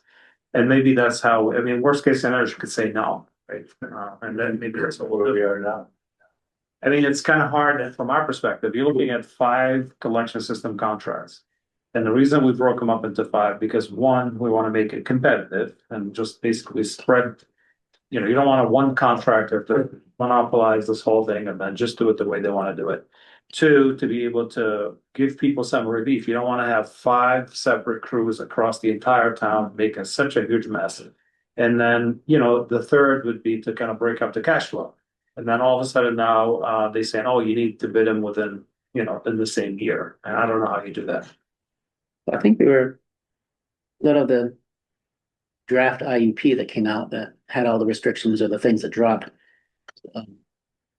The staff decision and a lot of the pushback from our representatives through the leadership of SRF and DEP forced that change to add it back. So, and it's been a big push for 10 years or more about SRF funding of Cape wastewater projects. Right. And so that all came from our legislative delegation, working with DEP in the governor's office. And I don't know, I just kind of feel like maybe we're back at that, you know, we got them to restore the SRF funding and put us on the IUP. Maybe we need to help it and actually, you know, the staging of the project, because you're right, we'll get, you know, thank you for giving us the money, but the money you gave us is now going to cost us more and you more. Right. Because you won't be flexible, because it's the same thing I mentioned with the mounding, the 1/10 of a foot regulation that has stalled Dennis and Yarmouth, and now Barnstable is having problems on their expansion because DEP won't give them a recharge permit. Because as I understand, those are draft regulations, they're not even final yet. So they, you know, those towns are already scheduling a call with, I'm not sure who at DEP, about, you know, you're forcing us to do all these things and we're complying, you know, over the last several years to do them, but you're not really allowing us to comply. Right. And now it looks like there's a disconnect, not sure of disconnect, but between DEP and then the trust and then of course the funding, the big funding issue that's part of the reason now they can't pick people that you're not making there's no guarantee you're gonna get it the following year, except here we did. But the fact now, like, all right, you're gonna have to combine all these contracts, bid them out, start working, and then, by the way, you're only gonna cap you at $50 million per year. Yeah, we'll never make it. I mean, we'll never make it within budget. Yeah. I agree. I think we have to really. If we wait too much longer, it'll just be too late. Yeah. Design standpoint, your portion on the collection system is scheduled to be complete in April, I think, right? Yep. And then you have to bid it. So you got like 2 months to. We were planning on bidding 2 contracts per year. Right, but my point being is if they force you to do that, you're gonna have to complete it early in order to get all. Well, we're gonna complete it early anyway. I mean, we're gonna complete the pump stations maybe because we have issues with we have to secure easements for the pump stations, right? The pump station was gonna be the last contract anyway. So now it seems like we're gonna have to combine everything, make sure we put them all in the same spot. But I mean, I think according to Jackie's discussion with SRF was like, oh, you could wait a few months, but it doesn't mean you could roll it to the following year.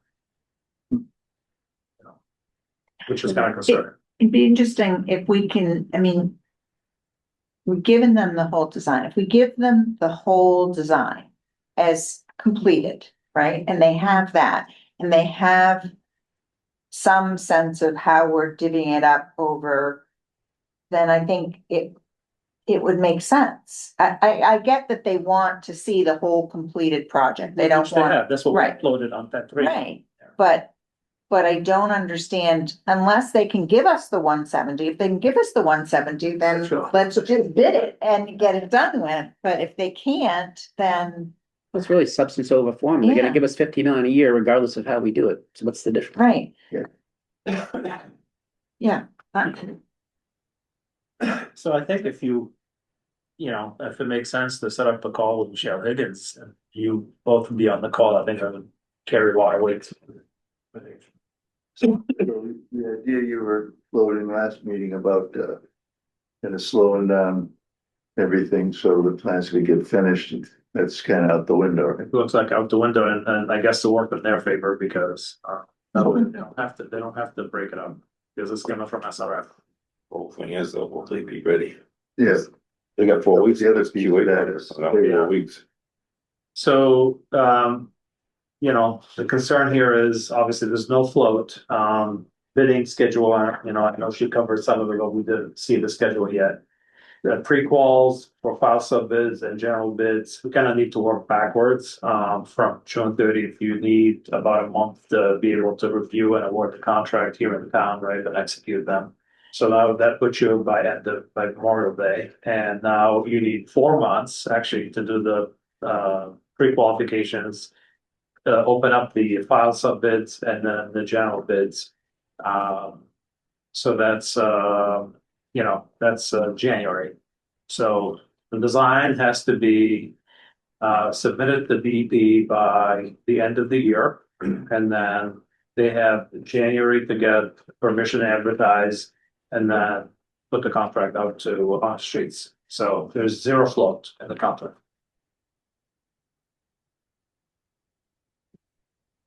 The only way we could maybe create some float would be to expedite.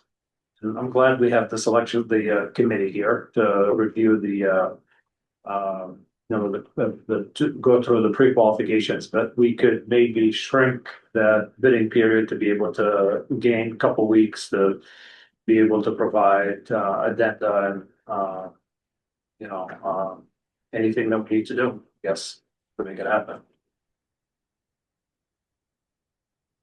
So if they don't change their tune, how do you structure a bid like that? That the end of it's gonna be done 2 years from now.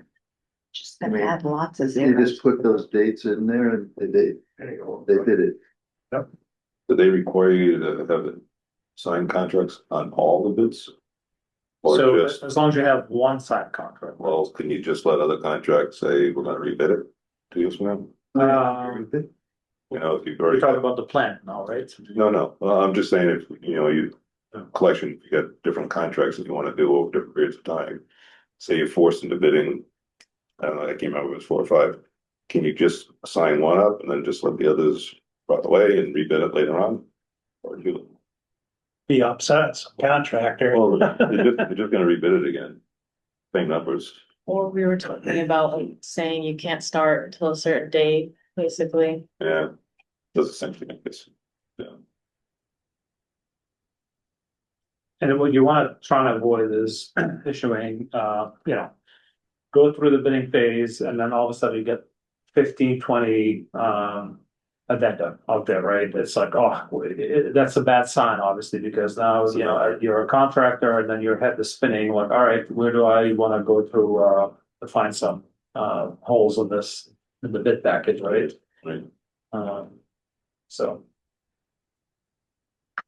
I guess one of the questions, I guess we could, I don't know if DEP would be open to this. Let's just say we go with the collection system and then we commit to bidding, you know, I don't know, like 2 contracts now to at least get things going. And then would they be open to pushing off the plant until the fall?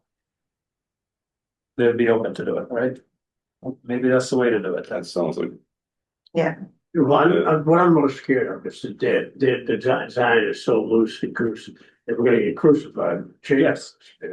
So, any way we can push that off, so we tighten that up, I'm all for it. I think the only way to do it is just approach SRF and just say, here is what we're going to do without risk in the funding, right?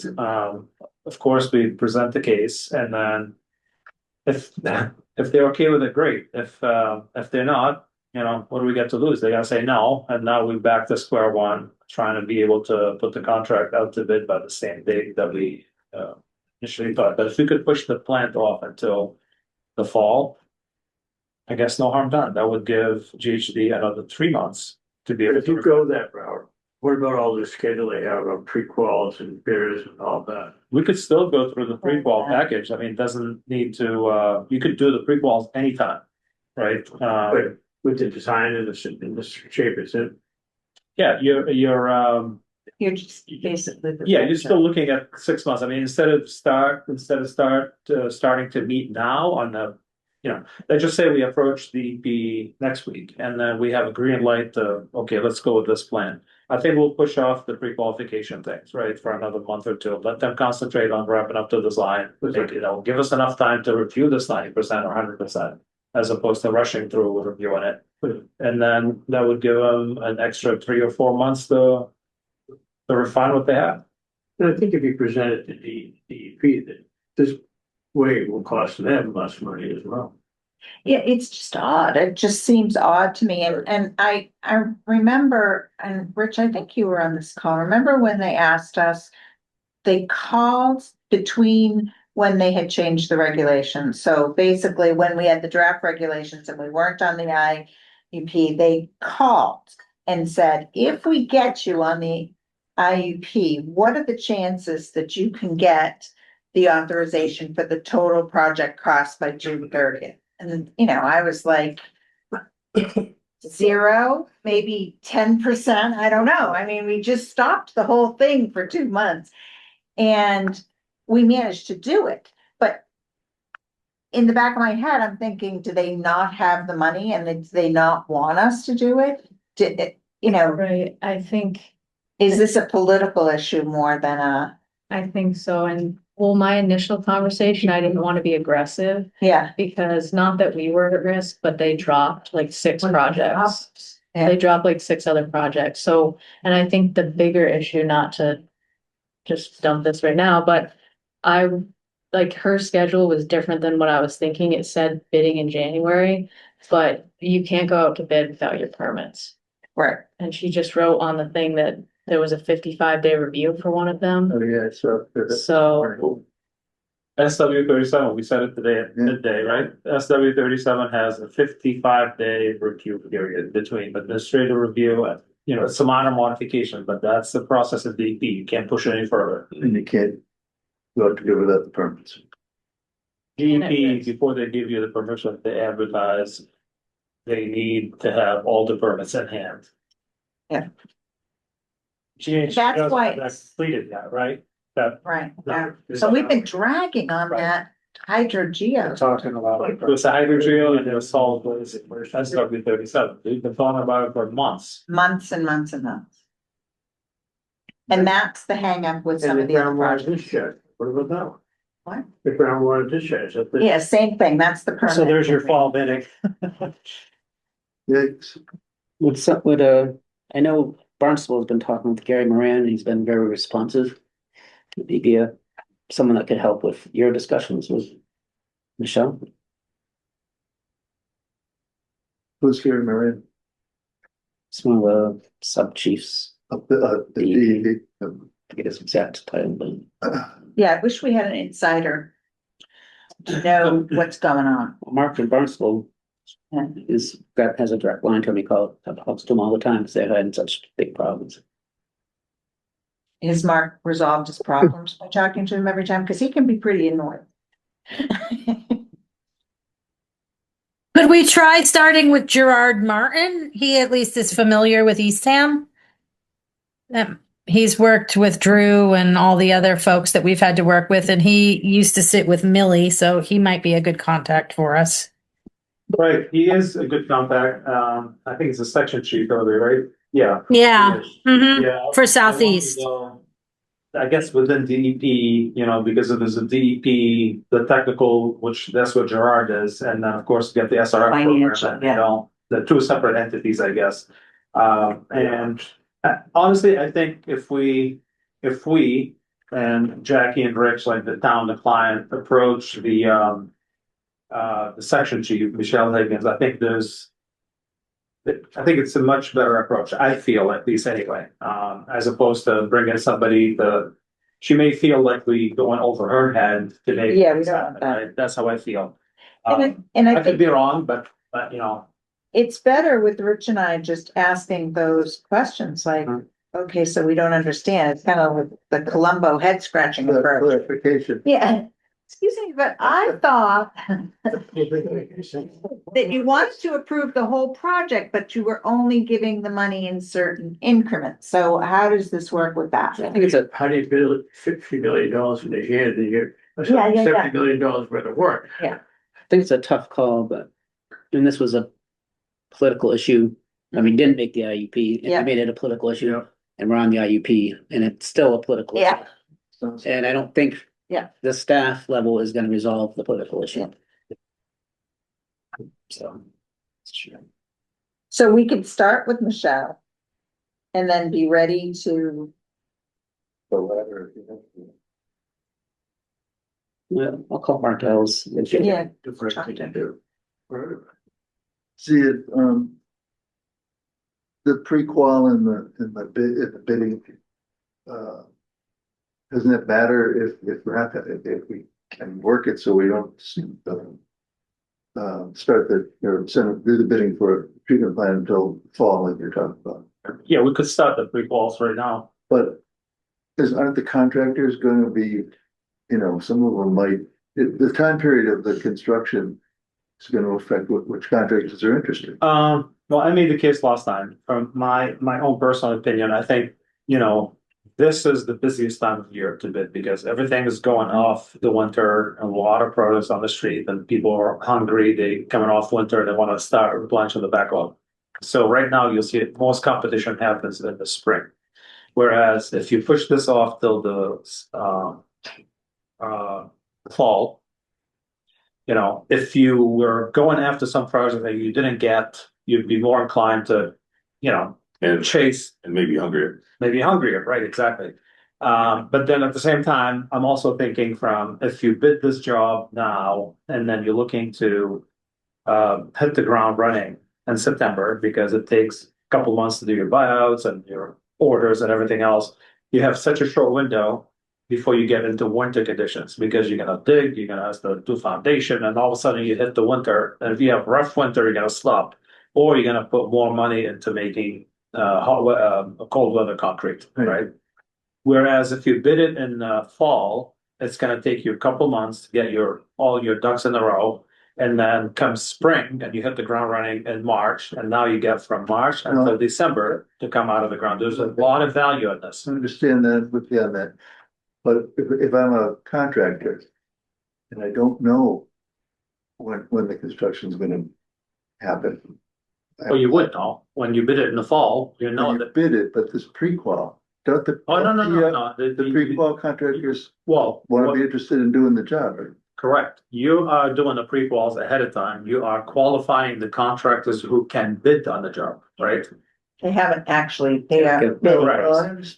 But you narrow the. They're just getting in the line. Yeah, you narrow the pool and then you qualify Kim, John, and Steve to be able to bid on HVAC, right? I think Peter's concern is if you pre-qual in the spring now, are they looking at this job starting next year or this year? They might say, I don't Only know, when it hits the ground. I mean, we could say it's either coming up in this fall, this spring, which they would know, or it's coming up in the fall. Okay, so I understand what you're saying, though. You're I'm saying, not making it very. no, I think I think I got it. So I think what Peter's saying is if we get a batch of 4 HVAC contractors now, then we wait to actually issue the documents, then we might only have one HVAC contractor who then decides to bid later. Yes, that's possible, Well, right? there's always Yeah. possible. I'm thinking you might not get 4 now because they think it's gonna be a construction job in the winter. They already got work for that. It's always a risk though, Peter. It doesn't matter when you bid. You always, sometimes when you qualify somebody, they may not end up bidding anyway. Because they may be committed to somewhere else. That happened at the high school. Yeah. That's also true. You might not bid on a spring project because you think you got work for the spring, so you don't, you know, the opposite is also true, you know. Yeah, But none of this is gonna start in the spring. I mean, we're doing all of this for after, I'm in a summer. the summer, yeah. Anyway, and most, I think the contractors will wanna push it off too. yeah, I just wanna make sure you don't lose any potential bidders because they think it's gonna happen at a certain time period and turns out it's not. But if we go down the road of pushing the prequal out further. Yeah. You get less of that. Yeah. That's what I'm thinking. But we might going to do the prequel next month, like she says, or April. I mean, this is a stuff that you gotta go through anyway. I mean, it doesn't matter if we go pre-quals now, we go pre-quals 2 months from now, 3 months, but I think, you know, as we all discussed this today, it seems like it's everybody's best interest to push this off if we can until the fall. So that would give them about 2 to 3 months to kind of wrap up their design, refine the plans and specs, and give us enough time to review. And any changes we need to make, at least we have time to do it. Assuming that DEP will agree to I this. was gonna say, as long as, Yeah. as long as the state does also. So when do you want to have that meeting? Next week, Okay. anytime next week, we could send an email, ask for some time and dates, and we'll make it happen. It's Thanksgiving, so, Short week. and they're probably not working on Friday, so. I can tell you right now, Monday afternoon, because we're busy in the morning. Tuesday is pretty open. And Wednesday will probably be the morning, right? Everyone's not gonna leave by the afternoon. Tuesday probably be the best time. Can we do this Friday if she's open? Yeah, well, it'll be Zoom anyway. We're tied up, but we can break out of our. Yeah, we're in. Risky. Well, are we gonna push off the pre-call that's supposed to start this Friday? We go, this is our kickoff, so we'll do this anyway. I mean, this is not impacting anything. Okay. Let's do this meeting on Friday, and then meanwhile, we'll do this. That's Friday morning. Well, I'm not going to that. It's just you, Kim, you have myself and Jackie, and then 2 people from trustee. And I think Steve wants to join for that. So you're busy though, get that, I guess, Friday morning.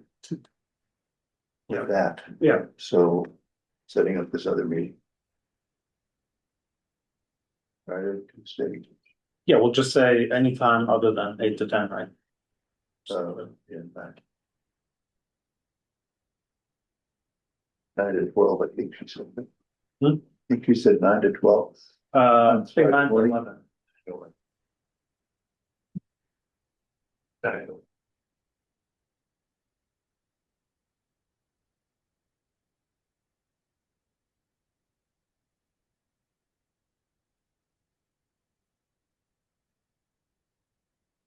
So, Friday.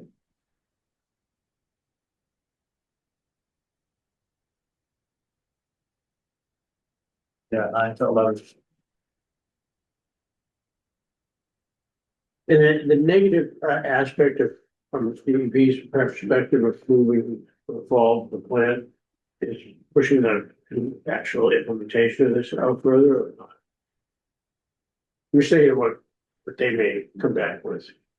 The negative, I think it was trying to deal with the trust and their schedule and how much money and what.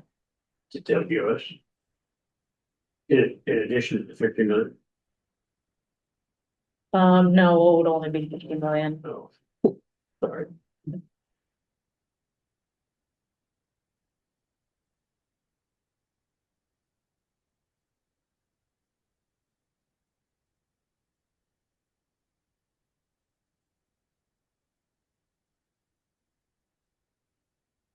That meeting,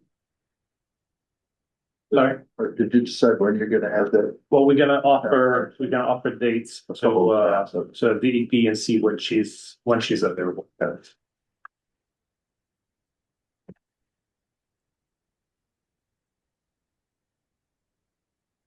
And so I think we still have time. The other option. The other item was the grinder pumps. Do you want to go over something? Yes. So, the grinder pumps. You know, we have about 800 connections. We did talk about Route 6, doing Route 6 and, open cut, trying to avoid having a bunch of bumps along the way and everything else. The problem with Route 6, in some spots, we need to be about 25 feet deep, and usually with, gravity sewer open cut, that's a little bit of an undertaking. So we're looking at an option where, we could do we looked into horizontal directional drill, but it doesn't guarantee the alignment that you're going to hit the target every single time, especially at that depth. There's some variations and fluctuations. You may end up with a sag in the line and so on. So we're also looking into a bore. Basically, it's much more guaranteed. So we'll put a line that is that deep, so that way we're not digging 25 feet across Route 6. And then we'll put a line that's deep, and then we'll run a parallel shallow gravity line to avoid adding more pumps to the system, right? Nonetheless, though, if you look at topography and depending on where we at, we are somewhere around 300 grinder pumps that need to be implemented regardless. So that means last time we did speak about what are the requirements for grinder pumps, and let me run through the options that we that you see in some towns or some cities. So typically, it is a preference. We interviewed about 5 pump suppliers, right? And we kind of narrowed it down to 2, and they're the top of the line in this industry. The first one is E1, which is progressive cavity pump style, and it is very, very common on Cape Cod and Massachusetts. And FR Mahoney is a local rep that reps them. They're out of Rockland, Mass, I think. And there is Barnes pumps, and they're also top of the line, but it is a different style system. It's not a progressive cavity. It is a centrifugal pump, right? There is some variations how the pump actually operates within the guts of the pump, right? Progressive cavity actually creates cavity and pushes the liquid on a like full displacement, whereas the centrifugal pump is just the more you dig into it. So I'm gonna give an example. Nantucket doesn't allow anything but Barnes pumps. And the reason behind it, because Barnes committed to servicing Nantucket, and then what Nantucket did, they pre-procured the pumps in advance, and I think they were about $7,500 a piece, and they sold them to the homeowner at $1,500 a piece, right? So they sold them to the homeowner at a discount. To be able to do this, you have to bid it based on a Chapter 30. So the town would have to create a bid package, procure the pumps, and then let Barnes or whoever know that, this year I'm going to need 20, next year I'm going to need 150, and so on and so forth. And they deliver them based on that. Now it's on the homeowner to install the grinder pump and make the connections, whether it's internal plumbing, electrical upgrades, and connection between the grinder pump and the main line and the roadway. I personally like the E1 pump based on the research that we did. Barnes is an excellent pump as well. They're very similar in many ways. I think E1 has a lot more installations on Cape, many more installations on Cape. Barnes has a track record in Pennsylvania and some other places in the United States. But E1 is tried and true, and I think this is a good application. And they've come a long way since the inception of grinder pumps. So, generally speaking, they have the same capacity. Any pump manufacturer that you have today, they have simplex pump for a household. Usually requires about 240 volts for power, and single phase, and then you need a 30 or 20 amp breaker in your panel. Most houses, generally speaking, if you have a 200 amp service, you probably have space to add a 30 amp breaker for this application. And usually you put the pump, I know Rich, you have one, put the pump next to the foundation, you reroute the plumbing, and you connect to the vessel of the pump. And then on the panel will be mounted on the side of the house, that would be a connection. Like in some spots, the town forces the homeowner to have a generator, right? Because you're not taking responsibility. You're not going to hold a generator every single time there's a loss of power and doing all of this. So functionality wise, they're all very similar. Like I said, we narrowed down to Barnes and E1. Our preference is E1. If you have any preference, if you heard anything different, let's talk about that. Cost wise, I think E1 is a little bit cheaper than Barnes. But then the main thing is we want to be able to, when we put the contract out, whether it would be on the contractor to purchase the pumps or if the town wants to pre-purchase these pumps, we want to make sure we get a uniform product, right? You don't want to be mixing and matching, like this contract will have Barnes, the next contract will have Liberty, and then the third one will have E1. You want to be able to have continuity. Everybody has pretty much the same pump because that cuts down on the cost of service, O&M, and then at least you have something that is standardized at that, if that makes sense, right? If you have heard anything different from any other, I mean, we've talked to a lot of vendors, we've talked to a lot of clients. E1 is the tried and true in this industry. And, you know, a lot of people will swear by Barnes, and you could go either way, and there's no right or wrong on either one. To keep the one, change the cost of the other installation Well, costs. The installation is installation, there's no difference, right?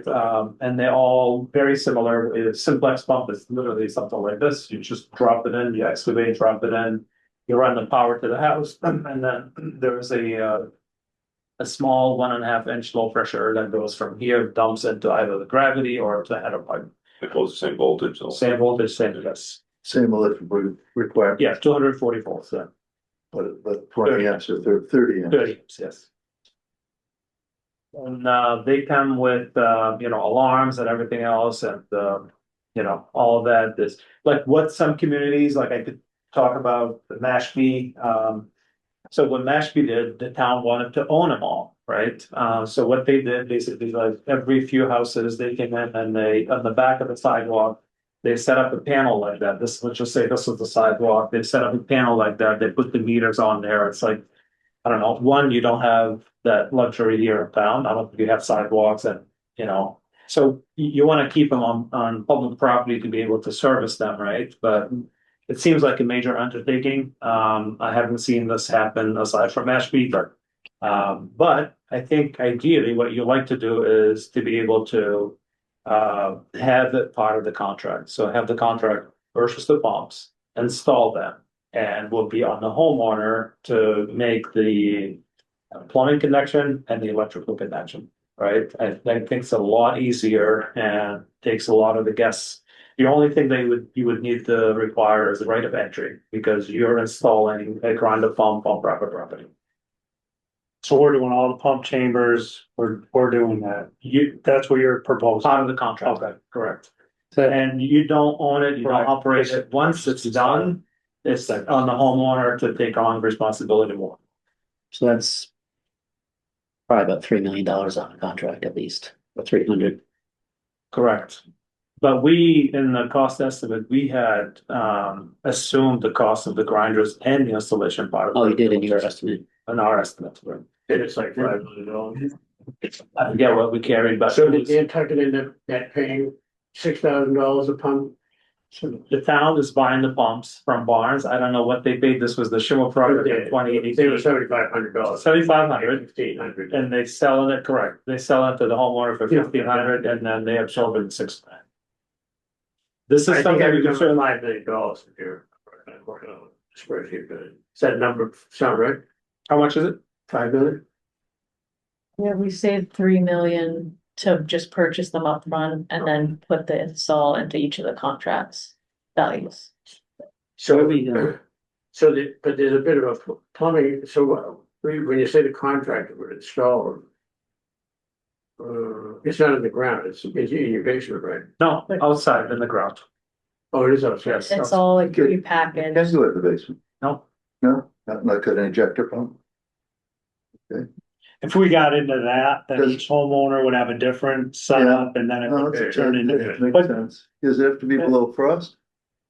So it says a can, right? I mean, there's a picture here somewhere. There's a can, and then what you see is just a small little piece above grade, right? Right. And then just take the cover off, and then you access the pump and the chamber. The chamber has a capacity of 7,500 gallons of wastewater capacity. That's what it looks like. Right, the liquid push, I think we get that, should be. It's gonna freeze, yeah. Oh, it's deep enough. Definitely It's, deep they're enough, deep. yeah. They're deep. Oh, yeah. They're 8 feet. They're Those like, things are the structure is about 8 feet. 8 feet. Yeah, so it's basically most of us there. That's pretty good hole. Yeah. Big. But So it's pretty quick. So they're gonna install it in the ground, and they're gonna trench it to the house and. No, so the can will be like, let's say this is the foundation, and drop it in here.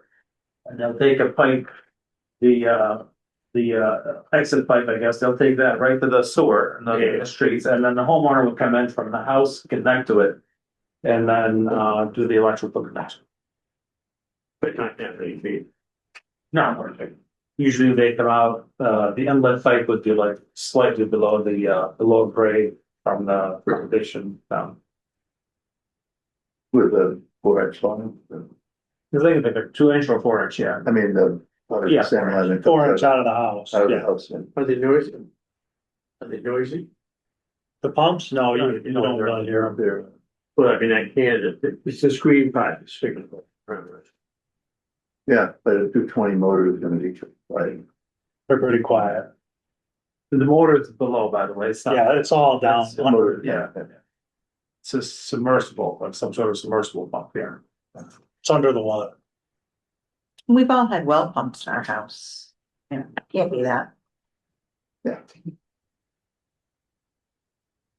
So those are the choices, the cleanest way, to save money, obviously, if you just buy them and you're not paying for the installation, you only provide a stub to the property line, and then on the homeowner, they own the pump now, right? Because you gave it to them for $1,500, and they'll install it, and they'll make the connection when they're ready to make the connection. This is what Orleans is doing. So it's the same I as was wondering- us with our meter pits. That's what right Orleans now, is doing. basically. So I gotta figure out in the next 2 months. And I know Chatham had a big hubbub about who's gonna pay for the pumps and I think Chatham bought, the town's Yeah. buying them, but I wonder if they're doing the same as Orleans would. I think Orleans got a bid. I don't think they're providing them, but you can buy them off their bid. Boy, So we did the Yeah, I same thing with the pits. We procured all the pits, we sell them to the homeowners. do you put them in though? No, they do. No, they're I sitting, kinda like the idea of them putting it in. but sitting there, or a bunch of these sitting around like. So contractor gets it from us, Yeah, they put it in. yeah. So if we put them in, I mean, a lot of them are gonna be simple, but a lot of them aren't, where they got their, rhododendron in the way and you can't, gotta go around Well, that tree. yeah, I mean, look, You got restoration backhoe in and there, you gotta dig through the front yard, the backyard, the Yeah. driveway, what have you. That's part of the installation procedure. You have to do restoration. The only thing is you're avoiding by gifting them to the homeowner. You're not looking for the right of entry, right? Because if you make this part of the contract and you expect the contractor to install it, you need, as a homeowner, you need to give the town or the contractor right of entry to be able to do that, right?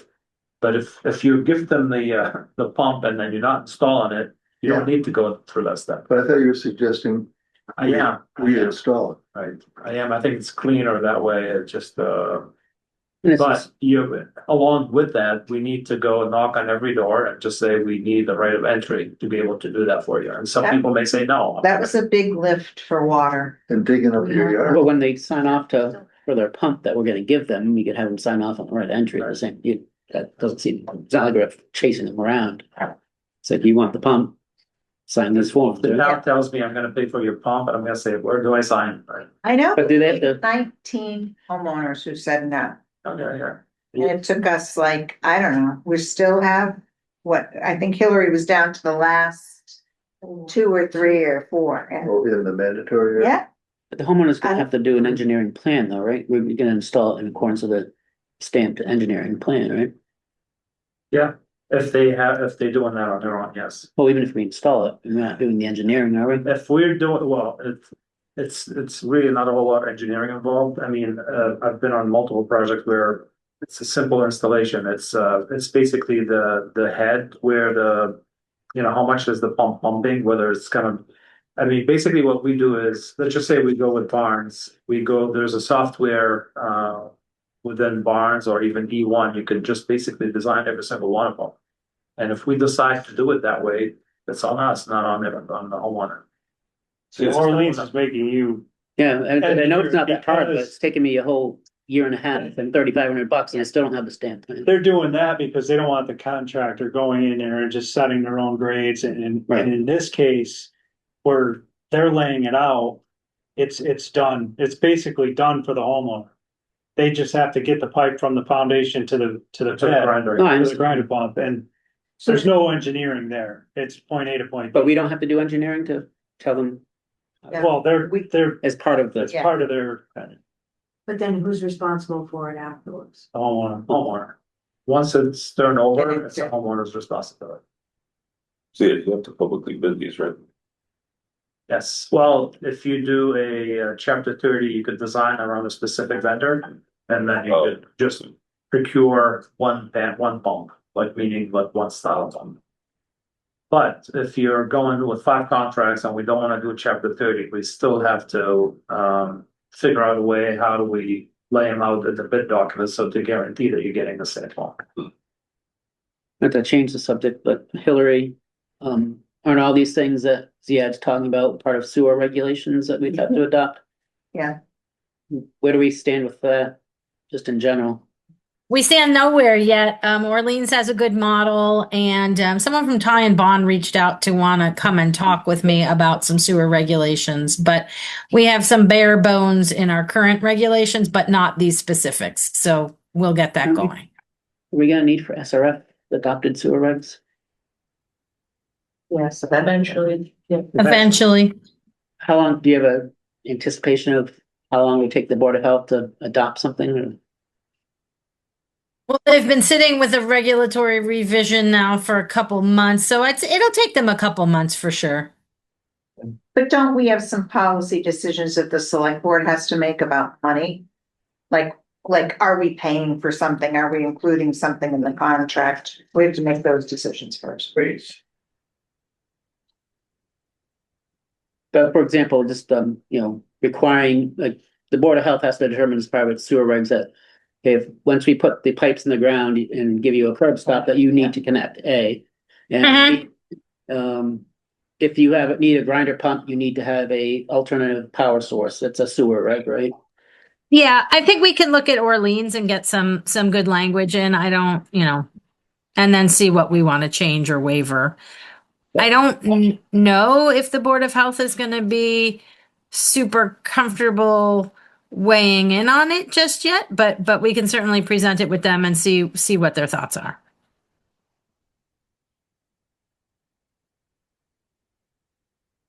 I mean, cheaper, obviously, talking about dollars and cents here, it's a lot cheaper. Gotta be upfront here, if you purchase the pumps and gift them to the homeowners, right? That's a lot cheaper to the project. What makes sense? Again, it's ultimately your call, your decision. What makes sense is just to make them a part of the work. Perks, get the practice jersey and the socks. Mute yourself, Hillary.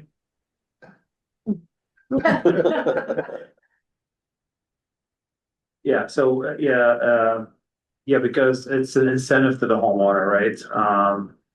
If you're getting this thing for free and then getting it installed, you're 90% there, right? Yeah, you're gonna get them to hook up a lot quicker. Pumps usually go close to the house. They don't have. I've seen them as close as possible to the house. That's why this is the foundation. Just put them right there, right between the mulch beds and everything else. So you mount the panel right on the side of the house and you hide it. I've seen them as far away as 100 feet from the Yeah, house as you can do that well. I mean, it's not ideal, but Yeah, I've seen that. I'm just thinking, so. The house I used to live in East End.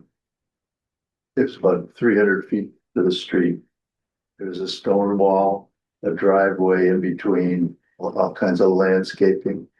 We really want to get into that.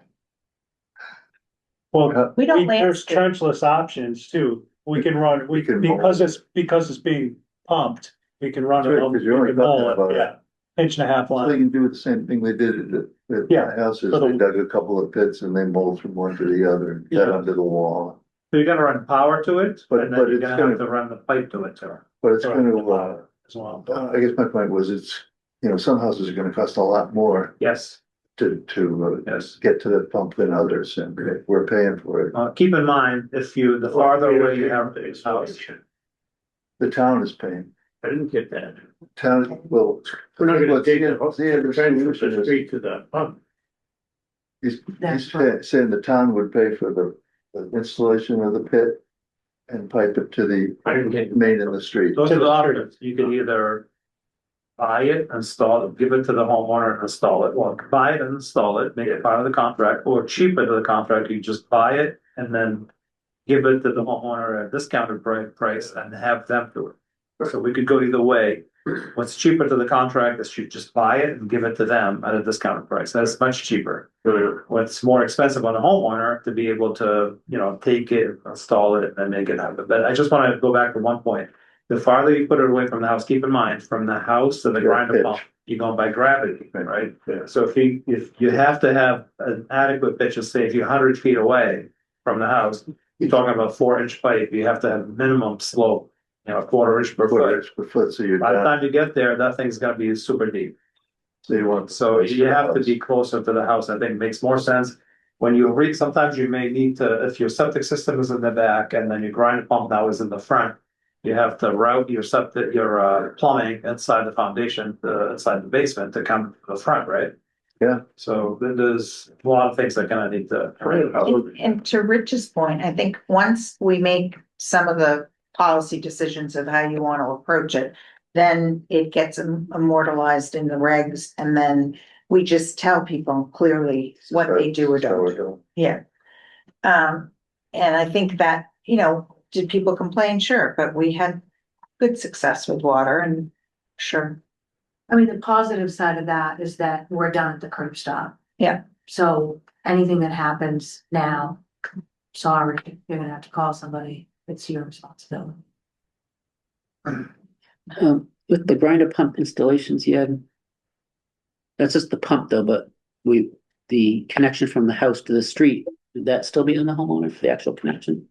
So if you're gifting the homeowner the grinder pump, all you do is you leave a stub at the property line, no different than the water service, like the corporation and curb stop, and then, or if you're doing gravity sewer, you'll see in the design that we have, if we're running a line down Route 6, for instance, this is the main line, trunk line here, then you have a house there and a house here, so we run the stub right up to the property line, and then we're leaving a cabinet, and then the stub right to this property line. Same thing with a grinder. If they install in it, you run a stub right to the property line, you cap it, and you tell them this is where the stub is, you need to connect to it. No, I understand that, but there's two properties next to each other. One needs a grinder pump, one doesn't. The one that doesn't need a grinder pump, our expectation is they're gonna make the connection from the house to the stop. So On the one that does need a grinder pump, and we give them the pump, and let's say we install it. Do we install the pump only, and then they have to do the connection? Or are we doing, in your idea, are we doing the whole thing? we're doing the whole thing? Yeah. There's some inequity in that, so some people, 300 people are getting a free connection. Oftentimes, though, you're not gonna find two houses, one next to each other, one needs a grinder, one doesn't. But I'm not worried about that, I'm worried about the 500 people that Yeah, don't, that are gonna pay for the connection, and 300 that are not. But we do. Yes, but agree. they're not paying the 1,500 for The connection. the pump. Right, but, So but then the more expensive options, the grinder pump people aren't paying for the pump either, at least up front. That's an excellent point, because now, if I only have gravity, I gotta bring it up to the house, and then while my neighbor, or maybe a couple of streets down, they have a grinder that's all fully installed. There is value for that. that was So maybe- you were saying you set the chamber with the pump in it. The town connects it to the street, but the homeowner still has to connect it to that's what you were saying. Yeah. So in that scenario, they still have a They connection. have some, Right, right? plumbing in there, they want it to go work. Yeah, it's very similar, except probably a shorter run. I hate to break us up, but it's 5:16 and we have another meeting in this room at 5:30. I just want to warn you in case people start electing Your outside. recommendation is because it's There's more. engineering wise, it could be screwed up. Not really, no. I think it's just to make it more, I think you promote people to connect quicker, right? I mean, because let's face it, we'll build this treatment plant. It's gotta be a while before you see it flow. I think the challenge will be once the plant is ready to go, accept flow. So it's. I think you're gonna see a lot of resistance from people connecting, right? Because of cost and other factors. I think if you provide the pump and you install it, you know, if you're a homeowner, like, all right, what do I have to do? Just make that internal connection. It's a motivation to get it installed or connected. Or get the flow. Get the flow, that's it. And get But I mean, that comes at a cost because now the town is paying for the cost of the pump and the cost of the installation. Obviously, that's gonna add cost to the project. Well, in our, And somebody may question that too, but Now, this is, you know, crazy talk here, but if we're gonna do 300 installations, including the connection to the stop at the street, to make it equitable, why not just do all Yep. 800 Install everybody. and avoid the engineering on 800 properties? Yep. that's what, one of our concerns, which when we were discussing it, was just, it sounds like, I guess what you're going through in Orleans and what other communities are going through is that even if they want to connect, to find an engineer to take the plan. Exactly. Then Bid the it vendor. turns into a delay and you have a plant sitting there and no one's able to. And we have a whole bunch of engineers. Here, sure, say, Weird. Weird the way to all use I have to do is say something. it. Maybe, I mean, in that, it's looking at that, maybe give them more distance, but we don't want to get in there connecting them because then we're dealing with foundations and We don't want to get in Liability. the house. Yeah. we don't want to, Well, would, so maybe we go 20 feet from the house, but we're not going. You know, We're gonna have- 20 feet from the house, you just have to know where your utilities are. You wouldn't have to right, do an engineered plan. that's tough. I think, I mean, this is a good discussion, by the way, because, you know, coming into it, I was thinking, all right, but I think the cleanest way, you know, on second thought, and I'm maybe changing my mind now. The cleanest way would be to just buy these pumps and then give them to the homeowner at a very discounted price, and then and you leave them a stub. So if you're on gravity, there's no special treatment, your stub is at the property line. If you're on the grinder pump, your stub is also at the property line. So nobody's gaining any advantage here. And maybe we can even, if we have extra money and we can subsidize the cost of the grinder pump, that would be great. I mean, ideally, it'd be, we could give them away for Yes. nothing, not even at a discount. That's the only SRF pays for it, if you give it to them. Yeah. Oh, okay, good, excellent, because we But at the same would have time, promised that already. you're saying it could take years. for people It's to- took a year for the project that worked in Orleans. And that's what's happening in other towns, and it is an extra expense. Really, people Yeah. don't It's- necessarily. So Maybe I should just put my job in the zone, you know what I mean? Yeah, the local that's, engineer. like, in Western Mass, they don't Do a make us separate one. engineer or anything, we just go put the line in Yeah. as a contractor, I go out and I put a line in, they don't make us engineer, there's no town. Not even in my town, right? I mean, I happen to be an engineer at my own place, but they don't make it, yeah, no. All right, so yeah, you want a job? We can, I- 800 properties, we I'm, get We could just borrow a couple. 1,000 junior for each engineers. property, 800 grand. They're argue. Well, right now for water, so a contractor submits a plan. Apex still looks at the plan and says it's a 1-inch line, it's a. It can be tricky to hook up to sewer because in a lot of cases, the septic is in the backyard. Sewer pipes in the front, so now the plumbing in the basement. So on the project I worked on in Orleans, we turned all the plumbing around, so so it had to repitch to go. That probably will happen quite a few places Yeah. too. I've done a lot So of that, that's why they need an engineer, I think, to make I've sure. done a lot of them gravity lines where I come out of the back of the house and I have to pitch all the way around. Yeah, Yeah, you can pitch, if you have pitch, it depends how deep the pipe is in the stream, well, then you need a grinder pump, yeah. Then you need a grinder pump. I had a house, the sewer line ran right across the cellar floor. At one point, I had to step up this highway. That's the way they did it, they went to the back, right? I got a quick question on the budget. Are we getting close to where you're gonna do something that adds everything up and we get to that bottom line that Fred keeps asking for, including Yeah, so we have, Today, it's 175 million. we're at 175? Yeah, that's the number I got. well, we have our construction phase service budget that Jack is gonna share, and then we have our cost estimate that we prepared for the collection system. And then, of course, this treatment plant thing, that's, I'm working that out. yeah. I think within a week or two, we should have a very Yeah. good number there. I think we had, it's the same, I can update at the last meeting, just the cash flow. Yeah. I think, but I'll print it out. I took my number off that cash flow document just for So I went along the bottom line, I took that number, and I took this cost estimated number, I came up with 175. 175 tape. This cash flow? That's the one. When are we meeting next? Does that include like, That's GHD's construction phase services, ours and everything? I just took that spreadsheet. So, Does that get it? Yeah, And believe me, I did it rough, I said, I know. 14.5. And This one is just, sort of the pretty letter. So there you go, now we can knock off a few bumps out of there, so we make it 170. this isn't an estimate though, Fred. Yeah. This is just like the cash flow. Yeah, I think we kind of, They started from this. we really kind of need to know because 70 and like that. if we think we're gonna be over the 170, especially with all these additions, it's something we gotta put on the agenda for getting that town meeting. Yeah, I wonder though, you're doing it now, or you wanna wait to see when the bids come in? Well, good point, yeah. I think I would rather wait, Yeah, when you're right. the bids come in and just do it once, right?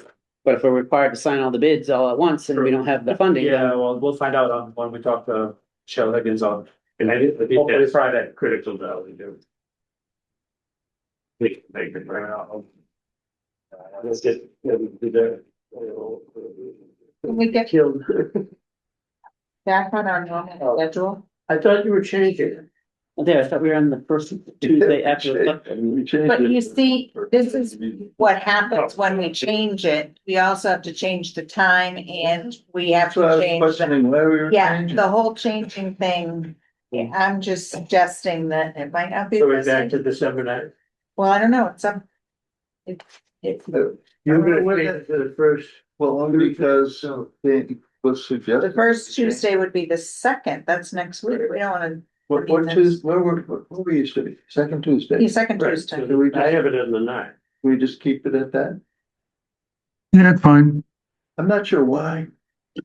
Somebody wanted And it then the to, 13th of January, and look at it. might have been I'm confused. not gonna point any fingers, but It was Rich, it's all that- Rich, it's all. No, I think it was because we had a meeting and then it was like the next week it was gonna be CPC. Oh, so we just changed it for this Yeah. once? Oh. That's what I thought, because when I said to Erica, how are we gonna do this room thing if? Well, that's what I thought Rich wanted it for good. Yeah. Did you want us for good? First two, after the select board meeting, for the first of, it's what, I don't know, forget how it all happened, but Rich mentioned maybe just make it All consistent. right, so. it's having a So what's consistency. it, what? Well, the what's second good- Tuesday was consistent. So that's the ninth, right?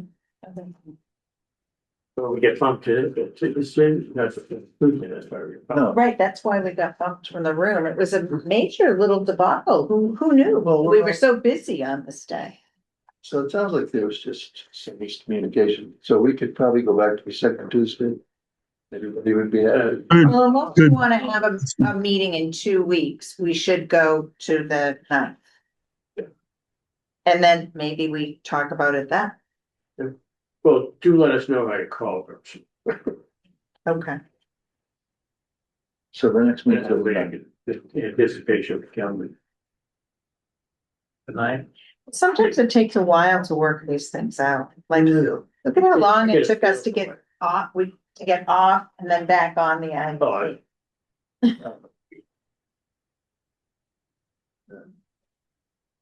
Thank you all. Thank you. Thanks, John. Bye, Howard. You, John, give me something. Yeah. I Googled. Upstairs. That's what's gonna go I on. Googled grant. Yeah, yeah. Came back and what I found was a very grant account, this is what they do. It said Okay. 120 volts. Easy, yeah. Thank you. 7 What it said, but these things are 220, see, Yeah, see it, like, 220 and 20 amps instead of 30. That is gonna be fun for a lot I of think people. it's great. I think it's great, yeah. Perfect, sure. Eventually, Thank you. Thank you. well, since Everyone wants to move all our plumbing to the house so that, and I'm like, oh, my God. Thanks, Jack. Well, at least it's plastic, the one we had So to where do. does it Cast say, iron. the doctor, it does. You, John. 30.